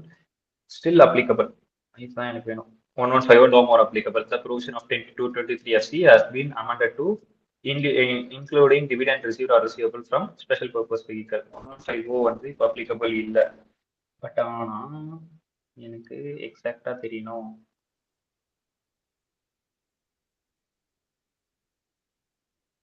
Okay, deemed டிவிடெண்டுக்கு வந்து இப்போ 10% பார்த்தல நார்மல் டிவிடெண்டுக்கு. ஆனால் டீம்டு டிவிடெண்ட் 15% அப்போ டாக்ஸபிலிட்டி இருந்துச்சு. இப்போ 115 வந்து இப்போதைக்கு இல்லை. ஏன்னா அது நம்ம ஆல்ரெடி படிக்கும் போது ஐ திங்க் தேர்ட் பேட்ச்க்கோ இதுக்கும் சொல்லும் போது அவங்க பார்த்துட்டு சொன்னாங்க. So 1150 no more applicability. But ப்ரீவியஸா 15% இருந்துச்சு, ரிமூவ் பண்ணிக்கோங்க. Normal rate 10%. டீம்டு டிவிடெண்ட்னு வரும்போது மட்டும்தான் 1150 உங்களுக்கு வரும். ஓகேவா? ஸோ இந்த தேர்ட் பாயிண்ட் வேணாம். இப்போ ஃபர்ஸ்ட் பாயிண்ட் பாருங்க. ஃபர்ஸ்ட் பாயிண்ட் என்ன அப்படின்னு பாத்தீங்கன்னா கேப் லிமிட்னு ஒன்று சொல்லியிருக்கான். கேப் லிமிட்னா எவ்வளவு ரெஸ்ட்ரிக்ட் பண்ணுவோம் அப்படின்ற மாதிரி சொல்லியிருக்கான். விச் மீன்ஸ் நீங்க கொடுக்குறீங்களே ஒரு அமௌண்ட் டீம்டு டிவிடெண்டா, அதை நம்ம எவ்வளவு ரெஸ்ட்ரிக்ட் பண்ணுவோம் அப்படின்னா it shall be restricted to the accumulated profit whether capitalised or not. Capitalised accumulate profit shall be bonuses, simply bonuses. Which means எவ்வளவு வந்து நாங்க ரெஸ்ட்ரிக்ட் பண்ணிருப்போம் உங்களுக்கு டீம்டு டிவிடெண்டுக்கு அப்படின்னா உங்களோட அக்குமுலேட்டட் ப்ராஃபிட் எவ்வளவு இருக்கோ, ப்ராஃபிட்டா எவ்வளவு வந்திருக்கணுமோ அந்த லெவலுக்கு வந்து நாங்க ரெஸ்ட்ரிக்ட் பண்ணிடுவோம்.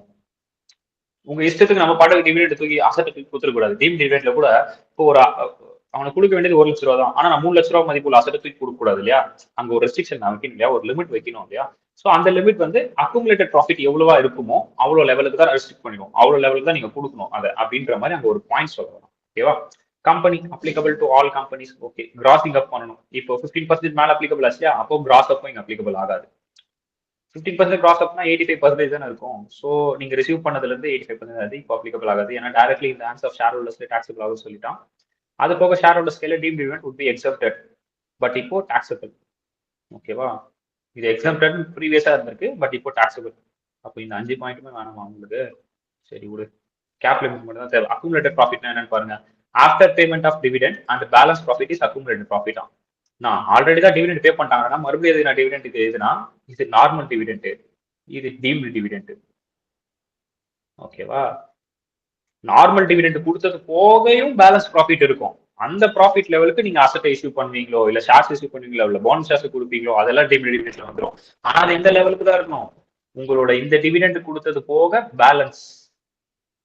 ஓகேவா? அதுவாதான் இருக்கணும். அதுதான் வந்து கேப் லிமிட், அதுதான் அக்குமுலேட்டட் ப்ராஃபிட்னு சொல்றோம். ஓகே, ஸோ இந்த 3 பாயிண்ட் இரலவென்ட் பாயிண்ட், இந்த 2 பாயிண்ட் உங்களுக்கு தேவைப்படுற பாயிண்ட். அடுத்து ஒன்று இருக்குடா, இது வந்து 222E. ஏன்னா நம்ம டி வரைக்கும் பார்த்தோமாங்க.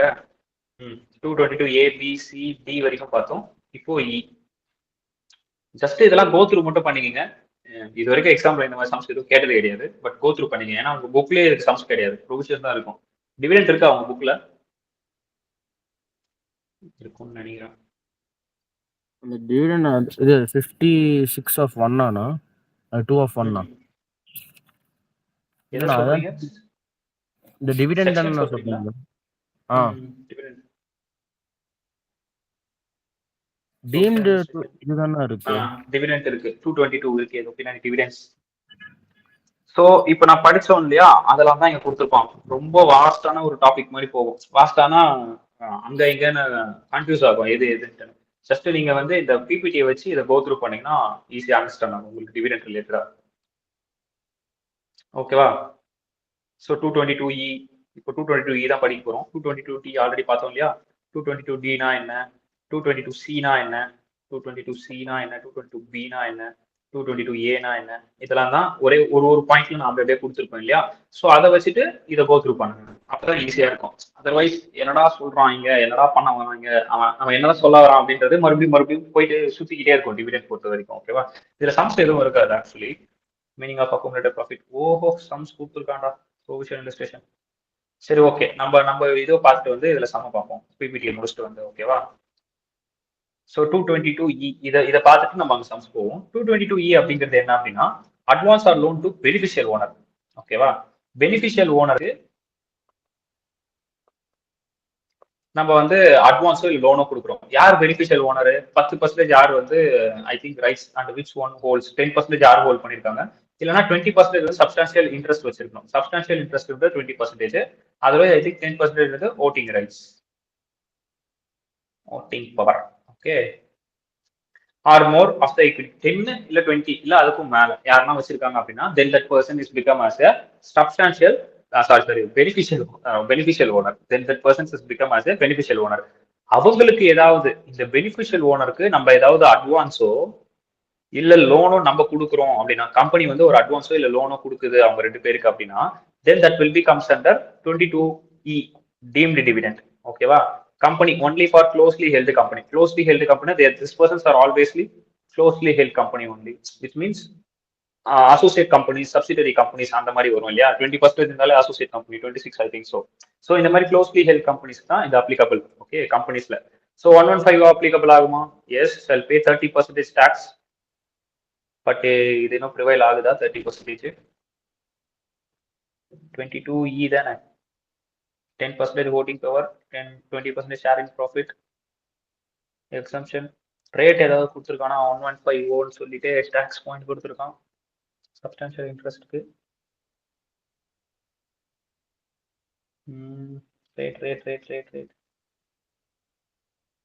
ரேட்டே மீனிங் ஆஃப் அக்குமுலேட்டட் ப்ராஃபிட் கொடுத்து முடிச்சிட்டானடா. எங்கடா ரேட்டே கொடுத்து 115 ஆஃப் அப்ளிகபிள் இல்லையா இங்கேயும்? Okay, then here also 115 is not applicable. ஓகேவா, நல்லா தெரியுதா? யூஸ் பண்ணிட்டோமோ இல்ல பண்ணல இ point. So then here also 115 is not applicable. ஓகேவா, ப்ரீவியஸ் புக்ல 115 இருக்கும். 30% நீ கட்டுற மாதிரி இருக்கும். கிராசிங் அப் பண்ணுமான்னு கேட்டா கிராசிங் அப் பண்ணக்கூடாது ப்ரீவியஸ்ல இருந்துச்சு. எக்ஸாம்பிள் இந்த பெனிஃபிஷியல் ஓனர். பட் இப்போ நவ் அமெண்ட்மெண்ட் படி என்ன பார்ப்போம்? Taxable in the hands of beneficial owner. Taxable in the hands of beneficial owner. ஓகேயா, அடுத்து அவ்வளவுதான், முடிஞ்சா? ஓகே, ஸோ இது வரைக்கும் டீம்டு டிவிடெண்ட் கான்செப்ட் முடிஞ்சு. டீம்டு டிவிடெண்ட் இவ்வளவுதான். டீம்டு டிவிடெண்ட் பொறுத்த வரைக்கும் உங்களுக்கு என்ன ஞாபகம் வரும்னா 222 போட்டு ABCDE, இதுல இ மட்டும் நீங்க தனியா படிக்கணும். இ வந்து பாத்தீங்கன்னா சப்ஸ்டான்ஷியல் இன்ட்ரெஸ்ட் வச்சிருக்கணும் அப்படின்றது மட்டும் ஞாபகம் இருக்கணும். சப்ஸ்டான்ஷியல் இன்ட்ரெஸ்ட் அப்படின்றது ஞாபகம் இருக்கணும். ABCDன்றது நார்மல். ஓகேவா, என்ன நார்மல் அப்படின்னா ஏன்றது ஏதாவது ஒரு அசட்டோ இல்ல பார்ட் ஆஃப் அசட்டோ, பிங்கிறது டிபெஞ்சரோ டிபெஞ்சர் ஸ்டாக்கோ, சிங்கிறது லிக்விடேஷன் டைம்ல, டிங்கிறது வந்து பாத்தீங்கன்னா அவங்களோட கேபிட்டலை ரிடியூஸ் பண்ண டிசைட் பண்ணிட்டாங்க அப்படின்னா டி வந்து அப்ளிகபிள் ஆகும். ஓகேவா, ஸோ இப்படிதான் நீங்க படிக்கணும். ABCDEன்னு படிச்சுட்டு ஏனா என்ன, பினா என்ன, சினா என்ன, டினா என்ன அப்படின்றது படிச்சிட்டீங்கன்னா உங்களுக்கு வந்து டீப் டிவிடெண்ட் கான்செப்ட் ஈஸியாயிரும். ஓகேவா, டன். நெக்ஸ்ட் இதுல இருக்க ப்ரொவிஷியல் registration.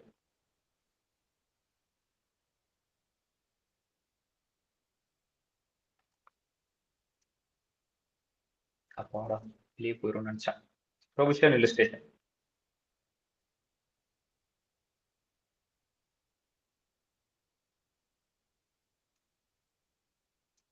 Okay, so during the year 2023-24 இது எடுத்துக்கோங்கடா. Mister Ratnam receive dividend from Sun Pharma Limited, that is an Indian company. Okay, dividend receive பண்ணிருக்காரு ₹11 lakhs. Okay, he has invested in the shares by taking loan.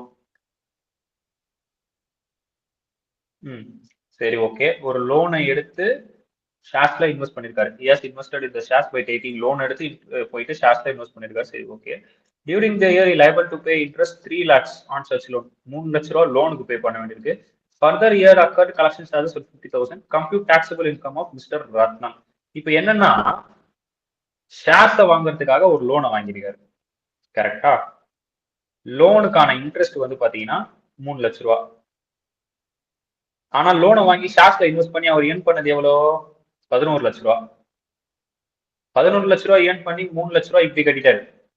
அப்போ எக்ஸாக்டா அவர் கையில income 3,50,000 ரூபாய் கட்டியிருக்காரு. இங்க in her பண்ண எக்ஸாக்டா அவர் கையில இப்ப இன்கம் என்ன? 11 lakhs மைனஸ் 3,50,000 போட்டோம் அப்படின்னா ஒரு 1 lakh போயிட்டு ஒரு 2 lakhs 7,50,000. 11 lakhங்கிறது வந்து அவர் டிவிடெண்ட் தானா? டிவிடெண்ட் தான். இன்வெஸ்ட் பண்ண அமௌண்ட்ல இல்லனா? அவர் இன்வெஸ்ட் பண்ண அமௌண்ட்ல இருந்து கிடைச்ச டிவிடெண்ட். அப்ப எவ்வளவு இன்வெஸ்ட் பண்ணிருப்பாரு? அப்ப எவ்வளவு இன்வெஸ்ட் பண்ணிருப்பாருன்னா டிவிடெண்ட் எத்தனை பர்சன்டேஜ் நீங்க சொல்லுங்க. கேஇ ஏதாவது தோராயமா? ஏதாவது தோராயமா 10, 5, 8 ஏதாவது சொன்னா நம்ம எவ்வளவு இன்வெஸ்ட் பண்ணிருப்பாரு. ஓகே, ஓகேண்ணா. எனக்கு இப்ப நான் என்ன நினைச்சேன்னா அந்த 11 lakh தான் அவர் வந்து இன்வெஸ்ட் பண்ணியிருக்காரு. அதுல வந்து இல்ல அவர் இன்வெஸ்ட் பண்ணதுல இருந்து அவருக்கு 11 lakhs கிடைச்சிருக்கு டிவிடெண்டா. ஓகே, ஓகேண்ணா. அப்ப பல்கா இன்வெஸ்ட் பண்ணிருக்கோம். 50,000 கலெக்ஷன் சார்ஜஸ் இந்த லோன். அதாவது இப்ப ஏதாவது கேஇ ஏதாவது சொல்லுங்களேன் எனக்கு. ஒரு 10 வைப்போமா?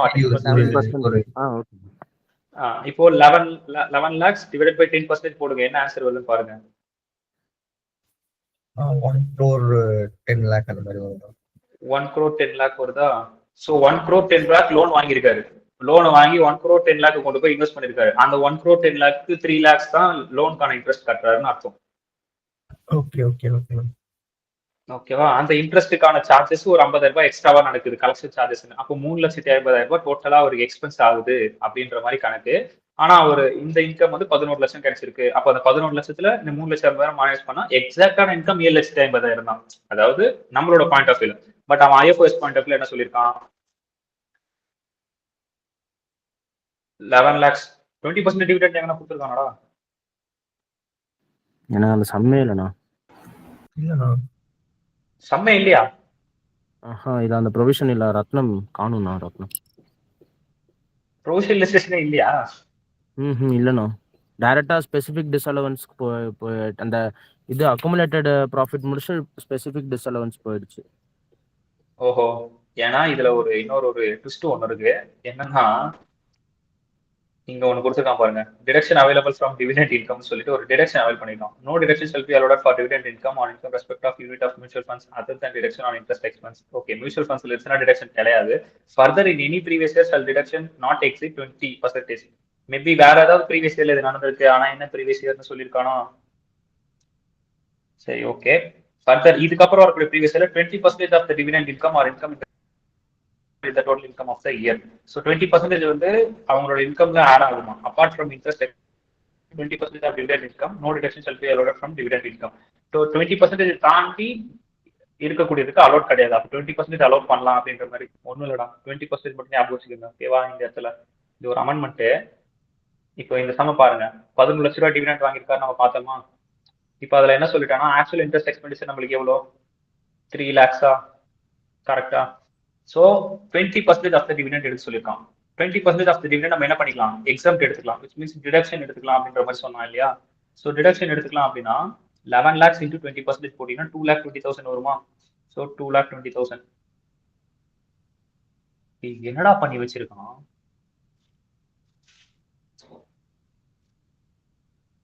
இங்க எப்படா 22 lakhs இருந்துச்சு.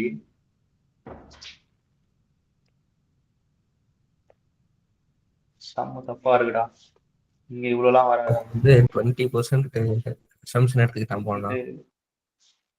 இது 2,20,000 தான் வரணும். 2,20,000 வந்து மைனஸ் பண்ணா 8,80,000 டாக்ஸபிள் டிவிடெண்ட். பையன்கிட்ட மாட்டிக்கிட்டு என்னடா பண்ணி செம்ம பார்த்தா புரியும். செம்ம கூட்டணும் தான் செம்மையை குழப்பி வச்சிருக்கான்டா. சரி, ஆக்சுவல் எக்ஸ்பெண்டிச்சர் ஒரு 3,50,000, 20% டிவிடெண்ட் 2,20,000. அந்த 2,20,000 நம்ம மைனஸ் பண்ணிக்கலாம்னு ஒன்று இருக்கு. இந்த நில் வந்து இங்க வரணும். அதாவது less collection charges. Collection charges நெல்லுன்னு போட்டு அப்புறம் ஏன்டா 2,20,000 மைனஸ் பண்ணீங்க. விச் எவர் இஸ் லோவர் கான்செப்டா என்ன?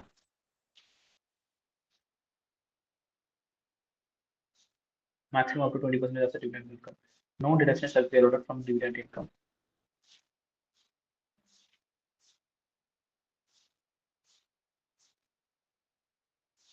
No deduction shall be allowed for dividend income or income in respect of unit other than deduction on account of interest expense. Other than interest expense of dividend எடுத்துக்கலாம். சரி, okay. Further, in any previous situation shall not exceed 20% of the dividend income or income in such respect, including the total income of that year. சரி, அப்படின்னா நான் டைரக்டா இப்படியே எடுத்துருவேனே. நான் எதுக்கு வந்து இன்ட்ரெஸ்ட் எக்ஸ்பென்ஸ் இதெல்லாம் தனித்தனியா காட்டணும் லெஸ் பண்ணி. ஓஹோ, less interest expenditure being lower of the following தான்ப்பா. Correct. Whichever is lower follow தான் எடுத்திருக்கான். ஆனா மேலே என் ப்ரொவிஷன்ல விச் எவர் இஸ் லோவர் கொடுக்கலான்னு எனக்கு தெரியல. விச் எவர் லோவர் கான்செப்ட்ல எடுத்திருக்கான். எப்படி எடுத்திருக்கான் அப்படின்னா, ஆக்சுவல் இன்ட்ரெஸ்ட் எக்ஸ்பென்ஸ் 3 லட்சம், டிவிடெண்ட் நம்ம இதுல இருந்து 20% எடுத்தோம் அப்படின்னா 20% ஆஃப் டிவிடெண்ட் 11 lakhs. இந்த ப்ரொவிஷன் வந்து என்கிட்ட அரௌண்ட் நான் கேட்டாரு ஒரு டைம், ஞாபகம் வருது இப்பதான். ஸோ 11 lakhs இருக்கு அப்படின்னா இதுல 20%. ஸோ 2,20,000. இது ரெண்டுத்துல விச் எவர் இஸ் லோவர் வந்து நீங்க என்ன பண்ணிக்கலாம், எக்ஸம்ஷனா எடுத்துக்கலாம். விச் மீன்ஸ் டிடக்ஷன் எடுத்துக்கலாமா இந்த டிவிடெண்ட்ல இருந்து. ஸோ 2,20,000. அப்போ இங்க 2,20,000 தான் நீங்க டிடக்ஷன் எடுத்துக்க முடியும். கலெக்ஷன் சார்ஜஸ் ஏதாவது இருக்கு அப்படின்னா then that collection charges is not applicable. Nil only interest மட்டும் தான் சேர்க்கணும் அப்படின்ற மாதிரி ஒரு இடத்துல சொல்லிடலாம். கரெக்டா? இன்ட்ரெஸ்ட் மட்டும் பத்தி தான், இன்ட்ரெஸ்ட் எக்ஸ்பென்ஸ். ஸோ அதை பத்தி மட்டும் தான் பேசிட்டு இருக்கான். ஸோ அந்த இன்ட்ரெஸ்ட் எக்ஸ்பென்ஸ் கலெக்ஷன் சார்ஜஸ்லாம் இன்ட்ரெஸ்ட் எக்ஸ்பென்ஸ் கேட்டா கிடையாது. கரெக்டா? இன்ட்ரெஸ்ட் எக்ஸ்பென்ஸ் வந்து கலெக்ஷன் சார்ஜஸ் வந்து இன்ட்ரெஸ்ட் எக்ஸ்பென்ஸ் கேட்டா கிடையாது. ஸோ அதனால இது சேராது. மற்றதெல்லாம் இன்க்ளூட் ஆகும். இப்போ புரிஞ்சது அந்த சம்ம. ஸோ அதனால விச் எவர் இஸ் லோவர் கான்செப்ட்ல 2,20,000 எடுத்துட்டு 8,80,000 அப்படின்றத வந்து டாக்ஸபிள் டிவிடெண்டா காமிச்சிருக்கோம். டிடக்ஷன் தரான்டா நம்மளுக்கு வந்து இந்த மாதிரி டிவிடெண்ட் நீங்க வாங்குறீங்க அப்படின்னா உங்க கையில இப்ப டாக்ஸபிள் ஆகுதுன்னு நாங்க சொல்லிட்டோம் இல்லையா. ஸோ உங்களுக்கு ஒரு டிடக்ஷன் நாங்க தரோம்.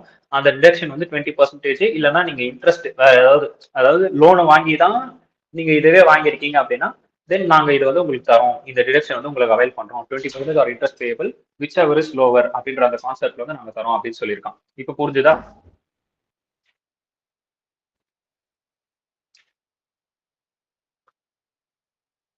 குழப்பமா இருக்காடா? சம் உங்க கையில இல்லாதனால? ஆமாண்ணா. சரி, புது புக்ல ஆட் பண்ணிருக்காங்கன்னு நினைக்கிறேன். புது புக்ல ஆட் பண்ணிருக்காங்க. இது புது புக் தான் நான் நடத்திட்டு இருக்கிறது.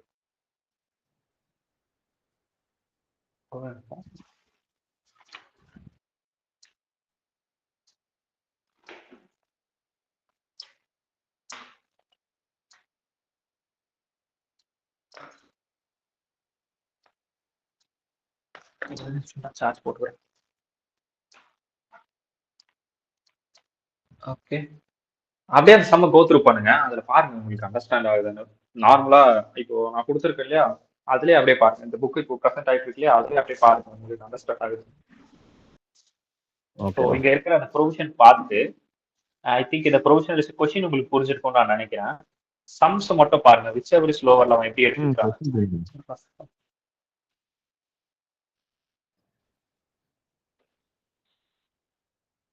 சம் எழுதி கூட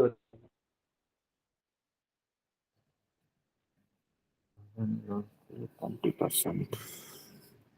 நான் கேட்கறதுக்கு வாய்ப்பு இருக்கு, அதனால.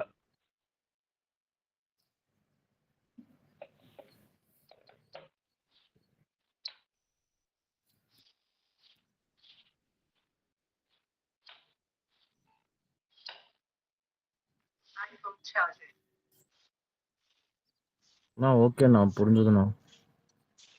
Okay done. Okay, so this is all about your deduction. So sorry, dividend. So dividendல வந்து deductions வரைக்கும் பார்த்தாச்சு.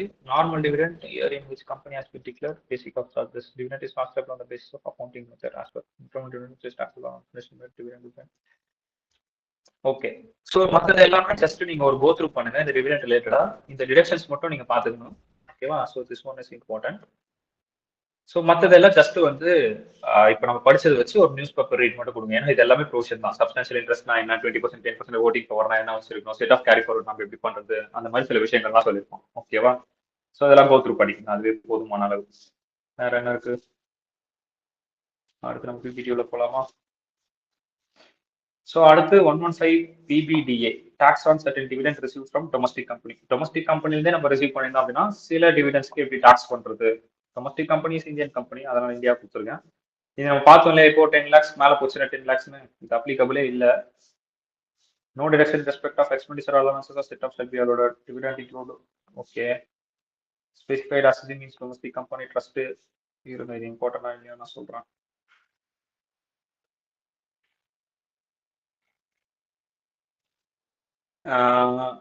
இந்த பாயிண்ட் அப்ளிகபிள் இல்ல. ஓகேவா? இது அப்ளிகபிள் ஆகும்னு நினைக்கிறேன். 115 BBD, 115 BBDA.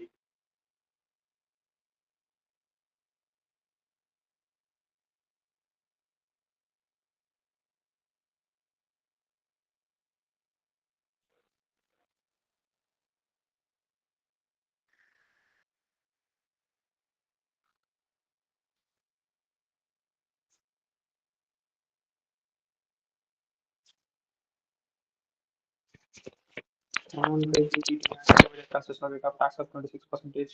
Okay, BBD பத்தி கொடுத்திருக்கான். Income is from foreign companies sold 26% nominal value. 115 BBDA பத்தி இருக்கா? Any income dividend declared or paid by domestic company in excess of 10 lakhs rupees. But இதுக்கு எடுத்துட்டான் தானே.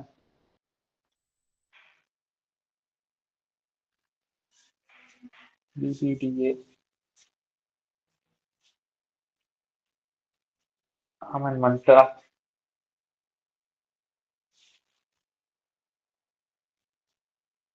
Okay, this is how it's worth. 10% taxable 1 lakh rupees. But இப்பதான் இதை பார்த்தோம், இல்லைன்னா still applicable. Removal of 10% tax on larger dividend. The previous provisions under 115 BDA which impose 10% tax on exceeding all dividends income subject to tax based on recipient income. Okay, remove பண்ணிட்டாங்கப்பா. So 115 BBDA வந்து இல்ல. ஓகேவா? So BBDA இல்லை, but BBD is still applicable. Okay, 115 BBD is still applicable. So BBD still applicable அப்படின்னா tax on certain dividend receive from specified foreign companies. So foreign companies கிட்ட இருந்து நம்ம வந்து specified foreign companies அதுவும் ஓகேவா. So அவங்க கிட்ட இருந்து நம்ம ஏதாவது ஒரு டிவிடெண்ட் ரிசீவ் பண்ணிருக்கோம் அப்படின்னா then that will be taxable அப்படின்னு சொல்லிட்டான். பட் அங்க டொமஸ்டிக் கம்பெனில ரிசீவ் பண்றது டாக்ஸபிள் இல்லை அப்படின்றது பார்த்தாச்சு ஓகேவா. ஏன்னா ஆல்ரெடி அந்த 115 தூக்கும் போதே அவன் எல்லாத்தையும் தூக்கிட்டான். ரெசிபியன் கையில எப்போ டாக்ஸபிள் ஆகும்னு சொன்னானோ அப்பயே கம்பெனி கையில இருக்கிறதுலாம் வராது ஓகேவா. ஸோ ஒரு கன்ஃபர்மேஷனுக்காக நம்ம பார்த்துக்கிட்டோம். ஸோ இங்க என்னென்ன பாத்தீங்கன்னா Indian company earned any income from the specified foreign company, it will be taxable at 15%. 15% flatல taxable ஆகும் ஓகேவா. ஃபாரின் கம்பெனி இருக்கு, அந்த கம்பெனில இருந்து இந்தியன் கம்பெனி ஏதாவது ரிசீவ் பண்ணுது, which means dividend ரிசீவ் பண்ணுது அப்படின்னா then that will be taxable at flat 15%. No deduction of any expenditure or allowances, which means டிடக்ஷனோ இல்ல ஏதாவது எக்ஸ்பெண்டிச்சர் நீங்க பண்ணிருக்கீங்க இதுக்காக அப்படின்னா அதெல்லாம் வந்து என்னது நாட் அலோடட் ஓகேவா. அது போக ஸ்பெசிஃபைட் ஃபாரின் கம்பெனினா ஏறாப்பா and Indian company holds 26% or more nominal value of equity share holders, which means Indian company இருக்கா, இந்தியன் கம்பெனி வந்து hold 26% of shares or more in foreign company from the foreign company ஓகேவா.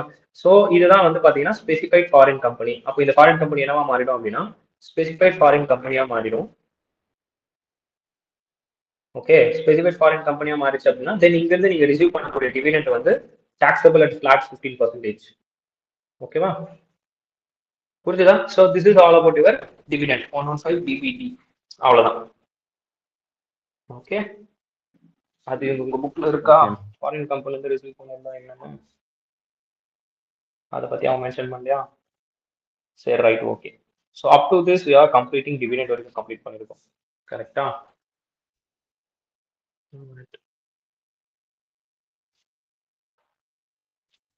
Ton. So just